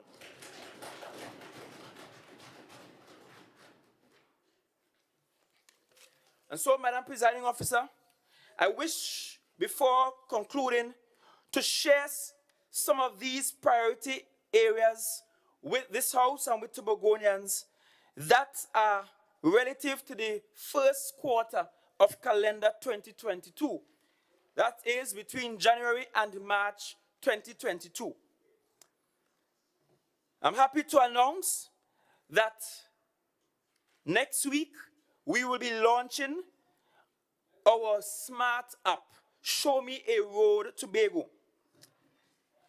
There will also be the installation of traffic mirrors across the island. Resurfacing work on the entrance of Pigeon Point Heritage Park has started as the assessment was done a day or two ago. Assessment, reports, and architectural redesigning of the Google Patch Bridge already underway. Inspection and improvement of drainage at James Street, Goodwood, so that family that was being flooded every time it rains, that will come to an end. Provision of an evaluation report on number 1 Village Street, Mount St. George. The widening of the carriageway at Singer Hill traffic lights. Complete development strategy for the rehabilitation of the Little Tobago Jetty and the Plymouth Jetty. And I'm happy to announce that both the Little Tobago Jetty and the Plymouth Jetty were visited by me and respective teams. And I can tell you that when we got to Little Tobago, the scope of works got increased from repairing the existing jetty to also including repairing the existing house that was rebuilt after Sir William Ingram's house and repairing the 2 bird watching platforms that are on the island. Plan and undertake public consultations for the designing and redesigning of the city of Scarborough. In terms of some broader goals, the Division of Infrastructure, Quarries and Urban Development will review the effectiveness of current strategies, programs and projects within that division. There will be a realignment of the division's goals and objectives to pursue a new strategic vision, and they must develop and implement a systematic infrastructural development mandate to support the growth path of Tobago. In tourism, culture, antiquities, and transportation, and Madam Presiding Officer, I was there just this morning, and I don't know how we were renting that building that just cannot house the staff at that building. But in that division, the hard-working employees there will assist us in pursuing the accession of 1 additional international airline, to establish stakeholder working groups to conduct consultations and undertake data gathering, to assess the needs of the tourism stakeholders, to establish a system that raises awareness, engages stakeholders, and defines responsibilities and collects data and analyzes results for continuous improvement. They are going to assess the division's current performance indicators, and you don't need to be a statistician to know that we have performed badly in tourism over the last decade or more. They are going to develop an appropriate multi-stakeholder tourism indicator system for sustainable destination management. And they're going to implement indicator system to measure its effectiveness and optimize to achieve goals and objectives. Food security, natural resources, the environment and sustainable development, or the division, now simply called the division with the long name. In that division, the tenure of agricultural development workers to be rectified, including benefits. And I'm happy to announce that the lawyers, that the Assistant Secretary in the Office of the Chief Secretary, Mrs. Williams, or that the line secretaries and the teams involved have already started processing the employment records of the workers in the development program within agriculture. And this must be the best news and the only good news these workers have received in almost a decade. Madam Presiding Officer, we had workers working in a development program whereby they were retiring with zero benefits. They were working for 20 plus years and no arrangement for any kind of regularization, inclusive of benefits to be accrued over that period. That is cruel. And since a caring and loving government is now in place, we're fixing that for the development workers in that division. A new TATCO board was already approved and confirmed by the Executive Council, and you will hear about that in the coming week. The removal of the Mauritian boat in Belgarden. And Madam Presiding Officer, let me pause for a moment. You know, because there are some people in our space who do not like progress whatsoever.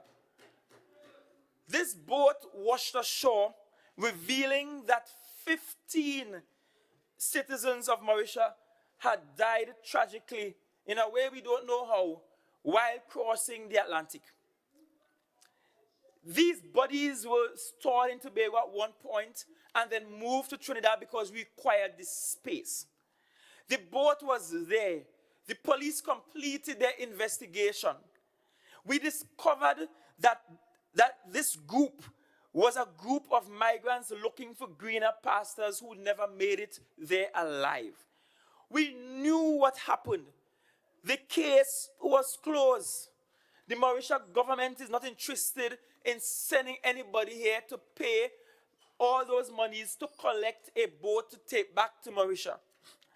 And yet, you will not believe, Madam Presiding Officer, the amount of obstructions we received internally from people who are supposed to be public servants, the executing arm of the government, just to move this boat that was staking in water and was a breeding ground for mosquito larvae. Serious obstructions to the point where I had to remark, if you want to be a policymaker, come and fight an election.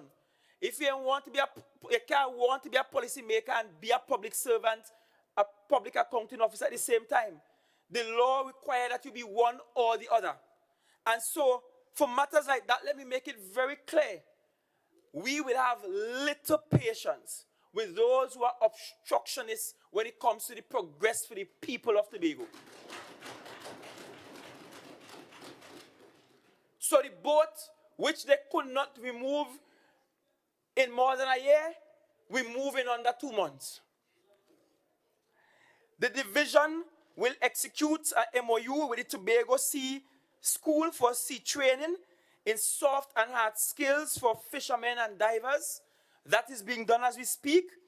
The establishment of a technical committee to collaborate with other divisions on the strategy and execution plan for the rehabilitation of the Little Tobago Jetty and the Plymouth Jetty. The Little Tobago Jetty was not placed solely in the hands of the Division of Infrastructure for they to manage the infrastructural repairs that are needed. And I'm choosing my words carefully, infrastructural repairs. We're not going there to build out any big, massive structure that will injure the environment. We are keeping the same footprint, and we are repairing what's there so that that island can be of best use to visitors and locals alike. The Plymouth Jetty, we already had conversations with the leaseholder for the lands surrounding the jetty. We brought the leaseholder to Tobago and we visited the site. We looked at all the permits he had already obtained, and we looked at plans from a previous executive of the Tobago House of Assembly under Mr. London, and we are in the process of reconciling all of these things to take some action where the Plymouth Jetty is concerned. In health, wellness, and social protection, we will finally have a true parallel healthcare system, which means that they are parallel. The lines never meet. So we are building out the parallel healthcare system, establish a medical mission task force to enhance Tobago's COVID-19 response, review and update the human resources plan to achieve optimum use of an organization's human resources, supporting organizational goals, review and improve the efficiency of our white waste collection program. And let me remind you that we are looking to have white waste collected on a quarterly basis at the end of every quarter, as opposed to once per year at Christmas time. Tobagoans, clean out your house before Christmas.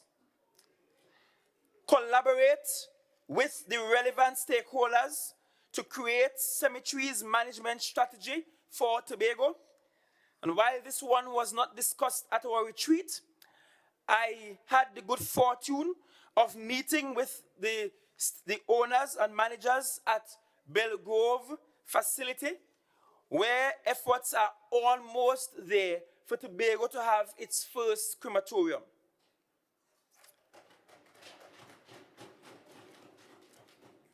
In terms of our supporting sectors, we are going to collaborate with MSU, which is Management Services Unit, and other strategic partners to realign the goals, objectives, and resources of the Assembly to achieve its new mandate for Tobagonians. In fact, MSU has already submitted to me for my review the realignment strategy. We are going to improve the dialogue between the Assembly and religious organizations. We are going to commission scientific studies to find data-driven solutions to cultivate a more transparent government, economically stable landscape, and technologically driven Tobago. We are going to implement strategies to improve the ease of doing business rating of the Assembly and, by extension, Tobago. We will review and execute practical measures to support all citizens affected by COVID-19, and we will establish a strategic planning advisory committee that will help us build out a new strategic plan, short, medium, and long term for the THA. In community development, youth development, and sport, we're looking at the assessment report of lighting at Patience Hill and Louis Dore Recreation Grounds. And those grounds have already been visited, and the assessment is on the way. The resurfacing of the Boko and Charlotteville playing fields to commence.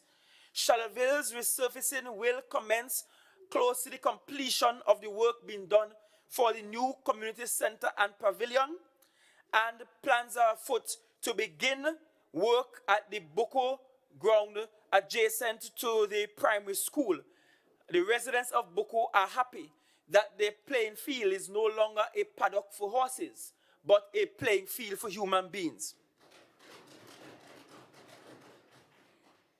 There will be the launching of the Empowerment of Small Contractors initiative.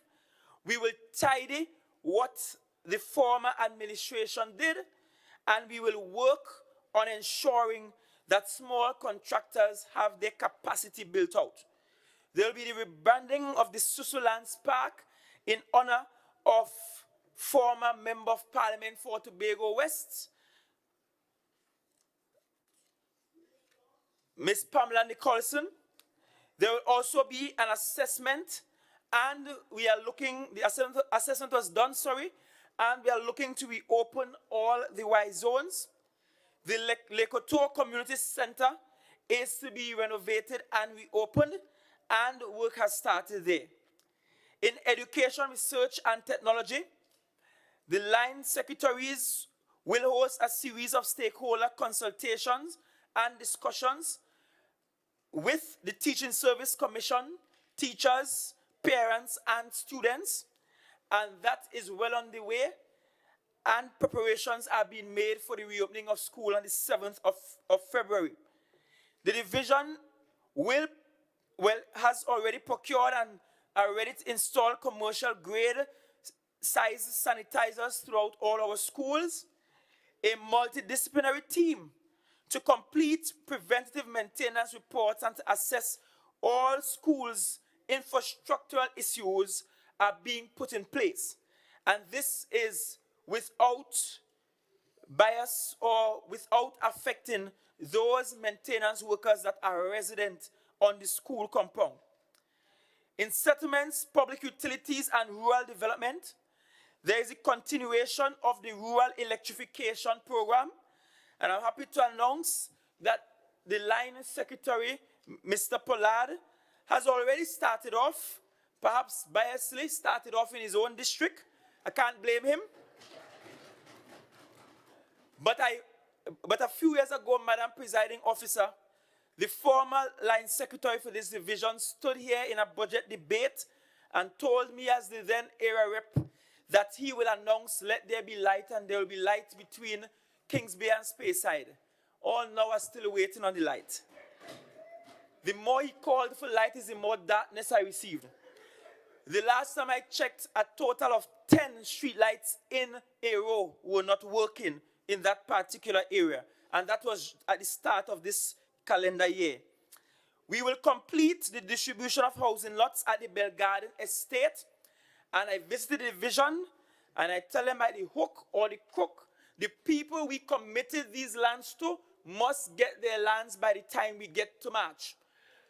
We are going to give them their land so that they can start to build.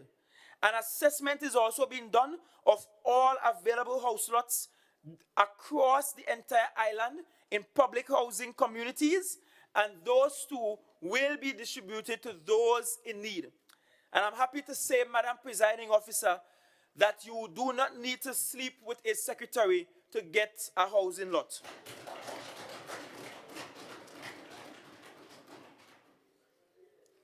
We are going to provide an assessment report on the rehabilitation of the Adventure Estate sewer system.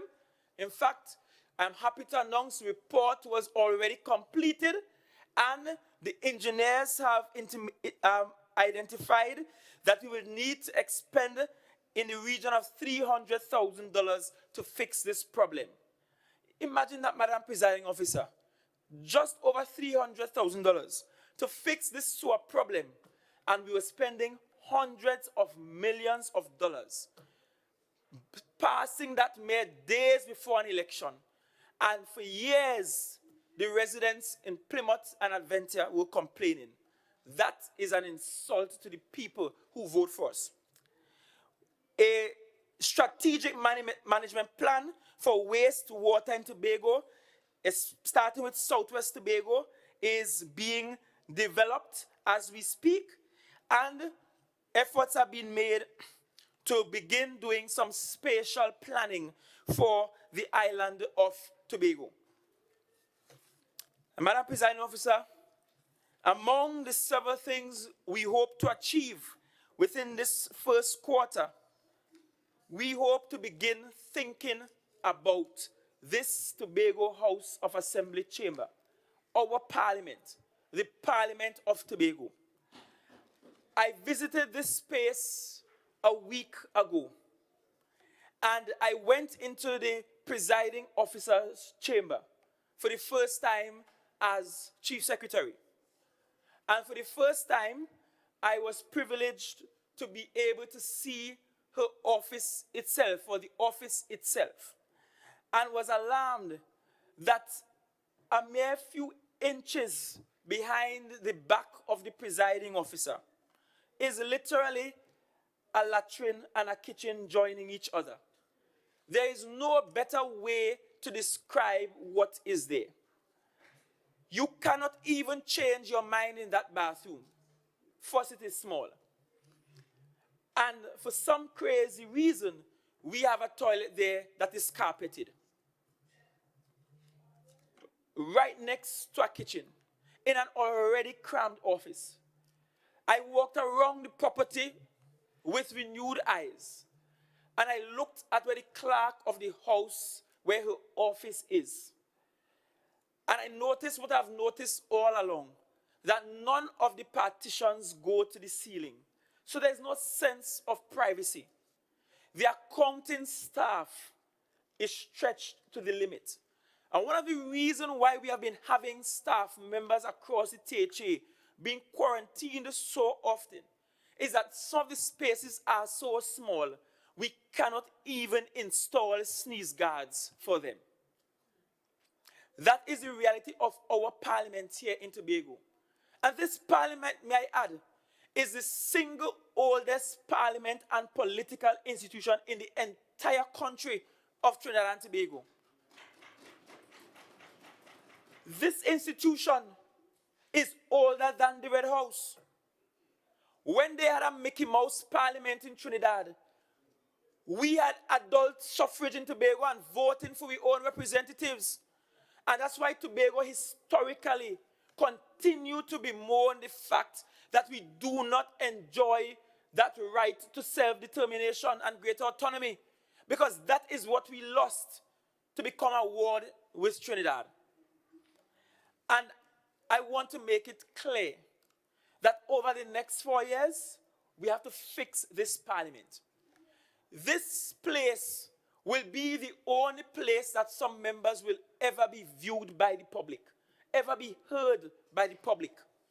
We just had a swearing-in ceremony, and the footage, without disrespect to those who did the work for us, the footage looked as if it belonged somewhere in the 1980s.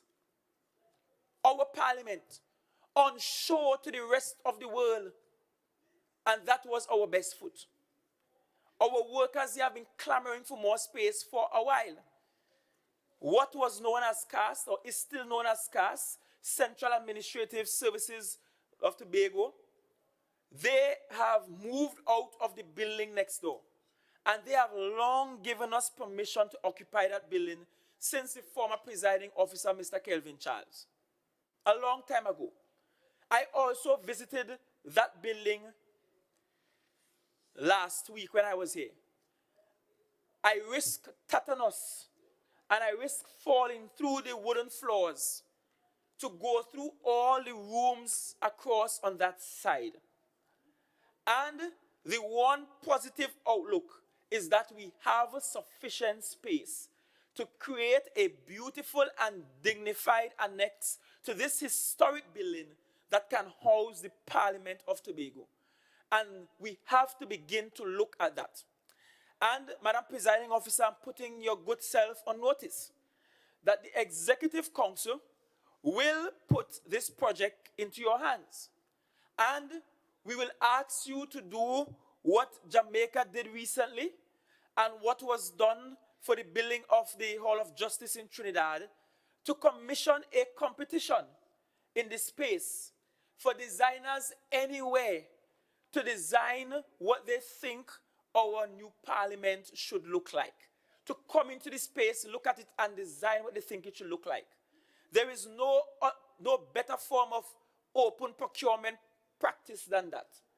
And when that is designed, we will have a website for this house, a dedicated website for this house, by which Tobagonians can come online and vote for what they want. So this executive will not be the ones to decide what the new parliament will look like, what the new arrangements will look like. In this quarter, Madam Presiding Officer, you will receive the exec council minute authorizing you to begin that process. We cannot rebuild this space in 1 year, certainly not in this fiscal year, but we have to start somewhere. And where we are, we have a situation where for the foreseeable future, even if perchance COVID leaves this place, we will still not be able to accommodate the public in our chamber anymore. Where I'm standing right now, Tobago, is where the public gallery is supposed to be. That's where I have to use to present to you. And where we have 2 members seated was the one row dedicated to the media. Clearly, nobody considered our spatial constraints here when we moved from 12 to 15. They considered winning an election. But some people ought to leave the gambling alone, because they gambled poorly and the ball dropped on the other side, as God will have it. And so in conclusion, Madam Presiding Officer, we want a Tobago that works for the many and not the few. I want all of us to take note of the fact, as I conclude, that we inherited a $738 million liability portfolio, and that we will have to come up with very creative and innovative ways to settle these liabilities in a manner that does not disrupt and stymie our development agenda and progress. And while I will be the first to acknowledge that settling these liabilities will pose some challenge by limiting our fiscal space, as Secretary of Finance through the Administrator, a technical team has been put in place to start identifying ways and means to get this done at the lowest possible cost and in a manner that is most sustainable.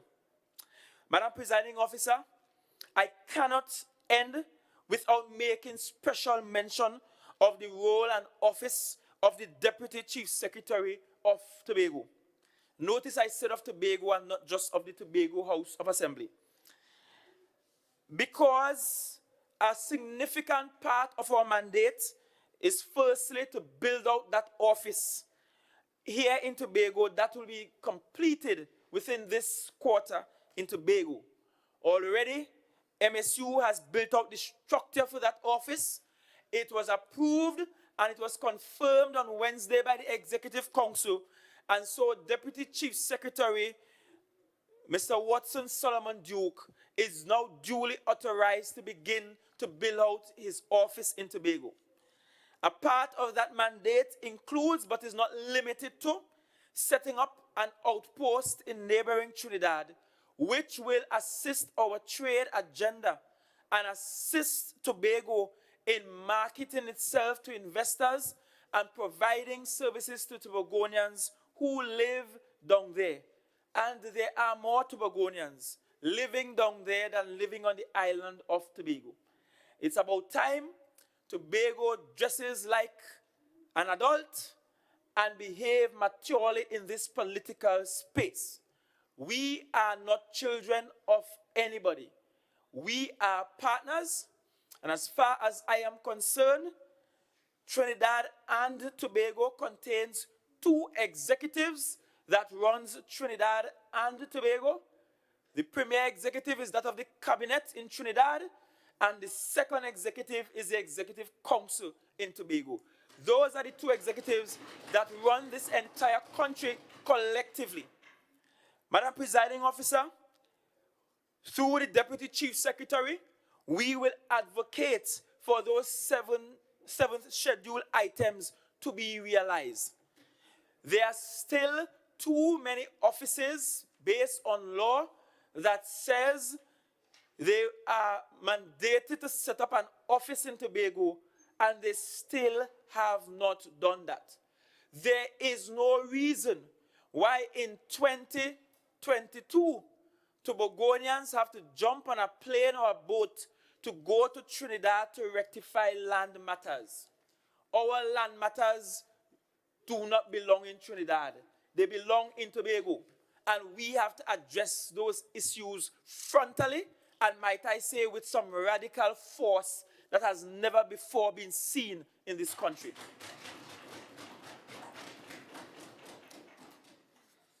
Madam Presiding Officer, it is my intention to have frank and open conversations with the Prime Minister and the Minister of Finance towards securing the financial commitment of the central government towards addressing the liabilities left by none other than their colleagues, than their brothers and sisters. In fact, I'm happy to report that my first conversation with the Prime Minister went very well. And we have already agreed on a time when we will meet again. Perhaps, Madam Presiding Officer, it's time I go and learn how to play golf properly. Because if I have to play golf with the Prime Minister so that we can talk, I will do that. Because I'm insisting that we have a mature, a responsible, and a professional relationship that results in the growth and development of Tobago and, by extension, Trinidad and Tobago. Once Tobago is developed well, Madam Presiding Officer, this entire country will benefit. Take, for instance, our forex shortages. If Tobago is developed well, we will have such a significant tourism industry that we could then remove from the fiscal landscape the shortages brought on by reducing fortunes in the oil and gas sector. It is also my intention, Madam Presiding Officer, to engage the major players in the domestic financial services sector with a view of exploiting any possible solution towards this end. You would note, Madam Presiding Officer, that my office is already inundated with visitors and guests. Perhaps it's because they too are feeling that fresh breeze, and because we now have a much more open and willing to work with anybody kind of government. And so to Tobagonians, I tell you, my doors remain open. On every second Thursday in the month, there will be a public day at my office that is now located at Victor E. Bruce. On every third Thursday in the month, there will be a public day at the Roxborough Administrative Complex. Further to which, for the first time, there will be an office of the Chief Secretary located at the Roxborough Administrative Complex. So, country people, you don't have to come to town to see your Chief Secretary. He will keep coming to you.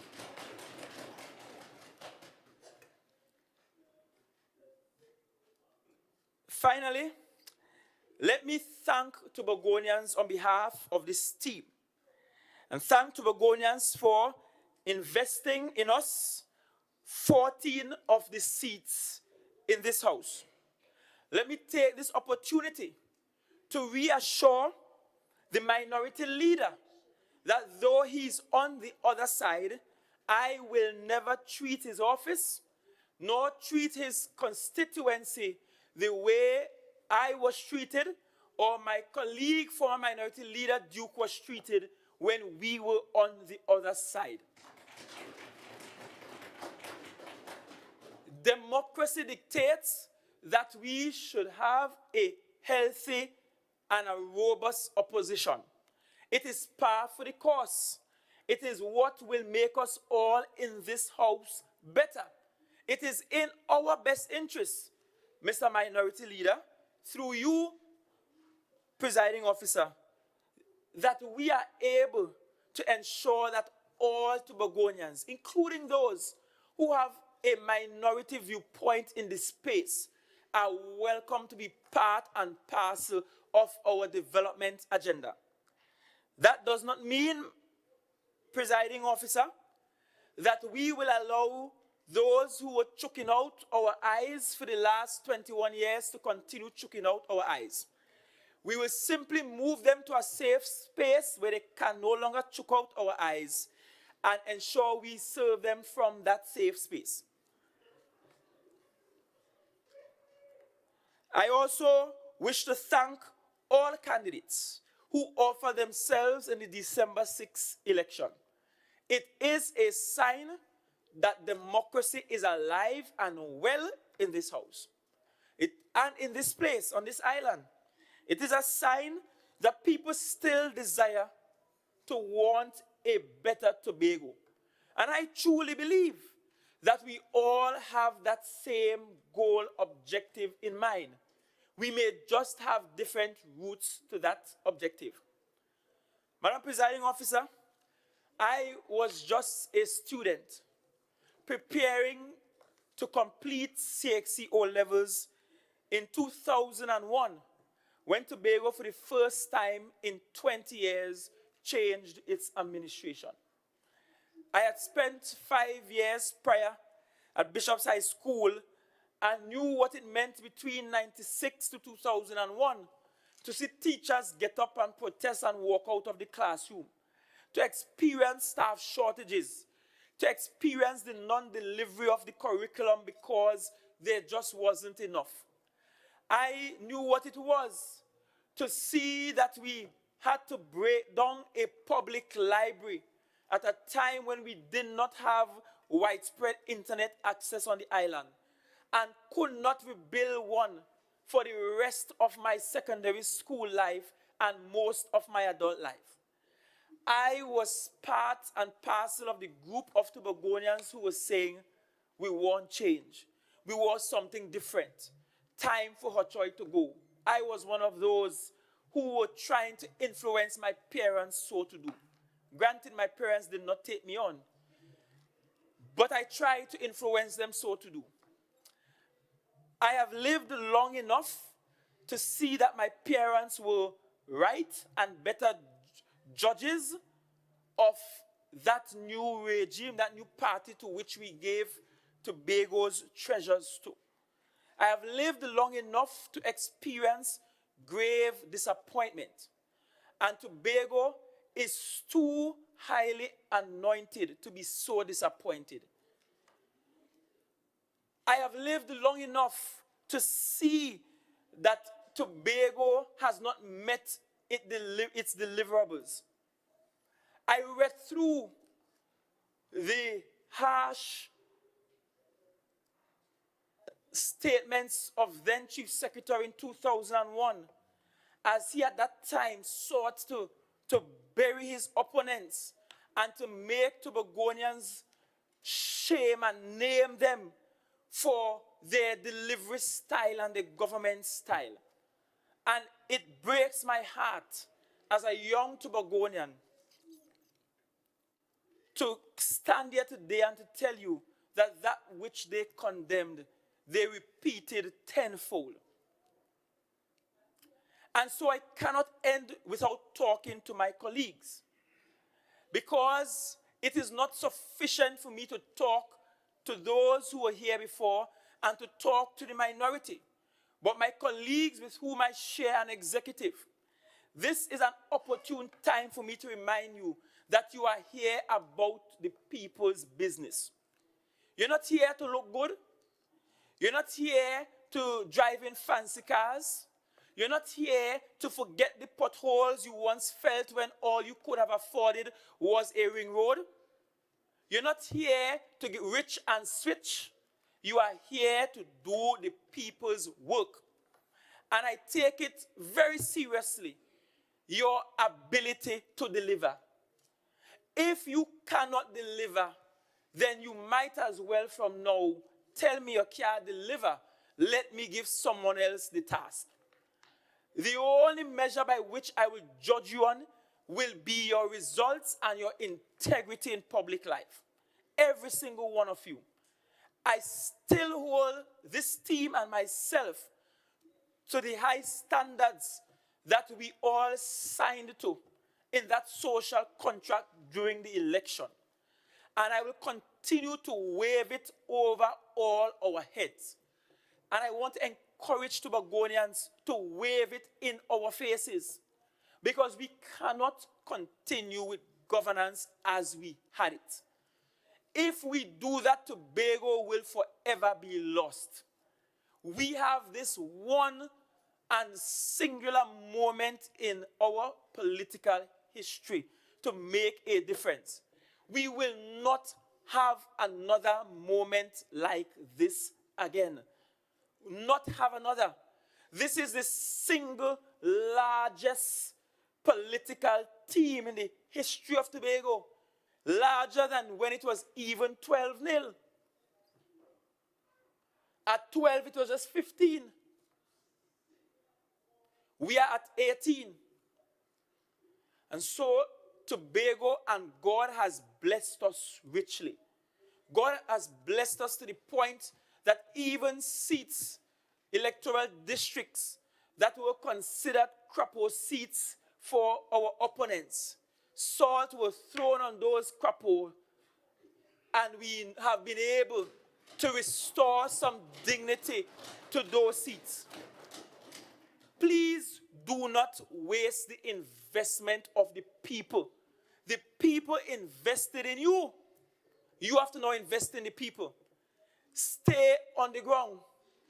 Keep your heads out the clouds and on the ground. See the people who walked with you, who voted with you, who you called incessantly during the campaign, whose home you went by and picked them up and lifted them off into a polling station. Remember those people as you govern. Remember them in your decision making. Remember those who were poor and who could not make ends meet. In every executive council decision taken, remember them and remember the impact on them. And I caution you that we have to do better than those we replace. The only truth is that Tobago is holding us to a higher standard than it held our predecessors. And rightfully so, because we told them we are better. We told them we go fix this. So let us go forward prayerfully with God by our side. Not behind us, but with God by our side. Holding each other. And together we will fix Tobago.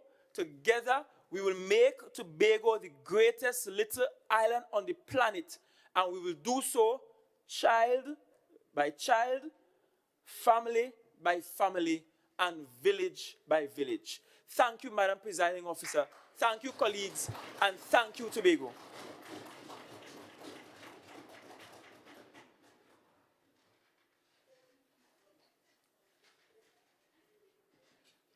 Thank you, Member for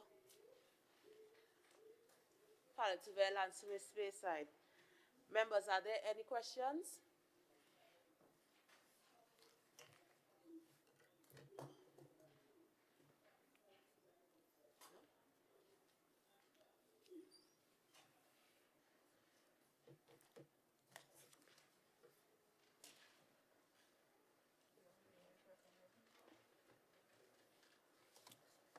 Thank you, Madam Presiding Officer. Madam Presiding Officer, the Chief Secretary and Secretary of Finance would have outlined priority projects that secretaries will implement during the period January to June 2022. Can the Chief Secretary and Secretary of Finance provide an estimated cost for those projects, priority projects outlined? Member for Palatine and Smith Speyside. Thank you, Madam Presiding Officer. Thank you for your question, Councillor. An estimated cost, well, a full estimated cost cannot be placed on the table immediately. Some of these projects at the moment have required realigning of funds and realignment of priorities because we inherited a budget that was done by another team. And so even those budgetary realignments are changing. I did in the presentation, however, present to this House how much monies we have remaining for both recurrent expenditure and our capital development budget as allocated by the central government, and that's what we will be using to fund these projects for the remaining portions of the fiscal year, not just the first 6 months. I will say additionally that we have been meeting with various agencies, some of whom have already indicated that they will be putting grant funding on the table for the people of Tobago, and some of whom have indicated that they will be presenting to us shortly financial instruments through which we can use to fund the development program of the island. And in true PDP style of transparency, all of those things will be brought before the House and before the Public Accounts Committee, which I give an undertaking that my members will actually attend. So the new chair of the Public Accounts Committee will actually have a quorum to actually host Public Accounts Committee meetings, unlike what happened previously. Thank you, Member for Palliative Lansing Speyside. Madam Clerk.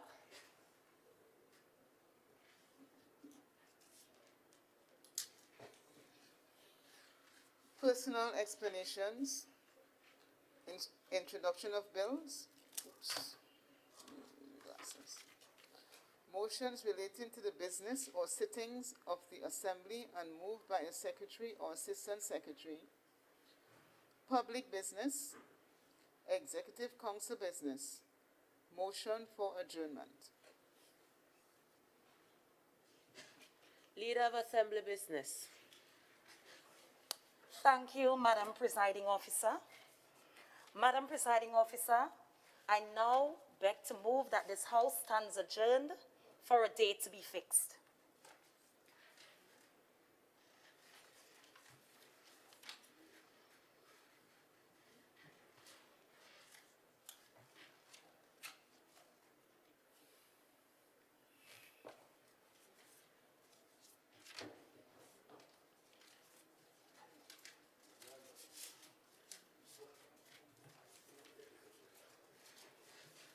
Honorable members, this House now stands adjourned for a date to be fixed. A pleasant good afternoon.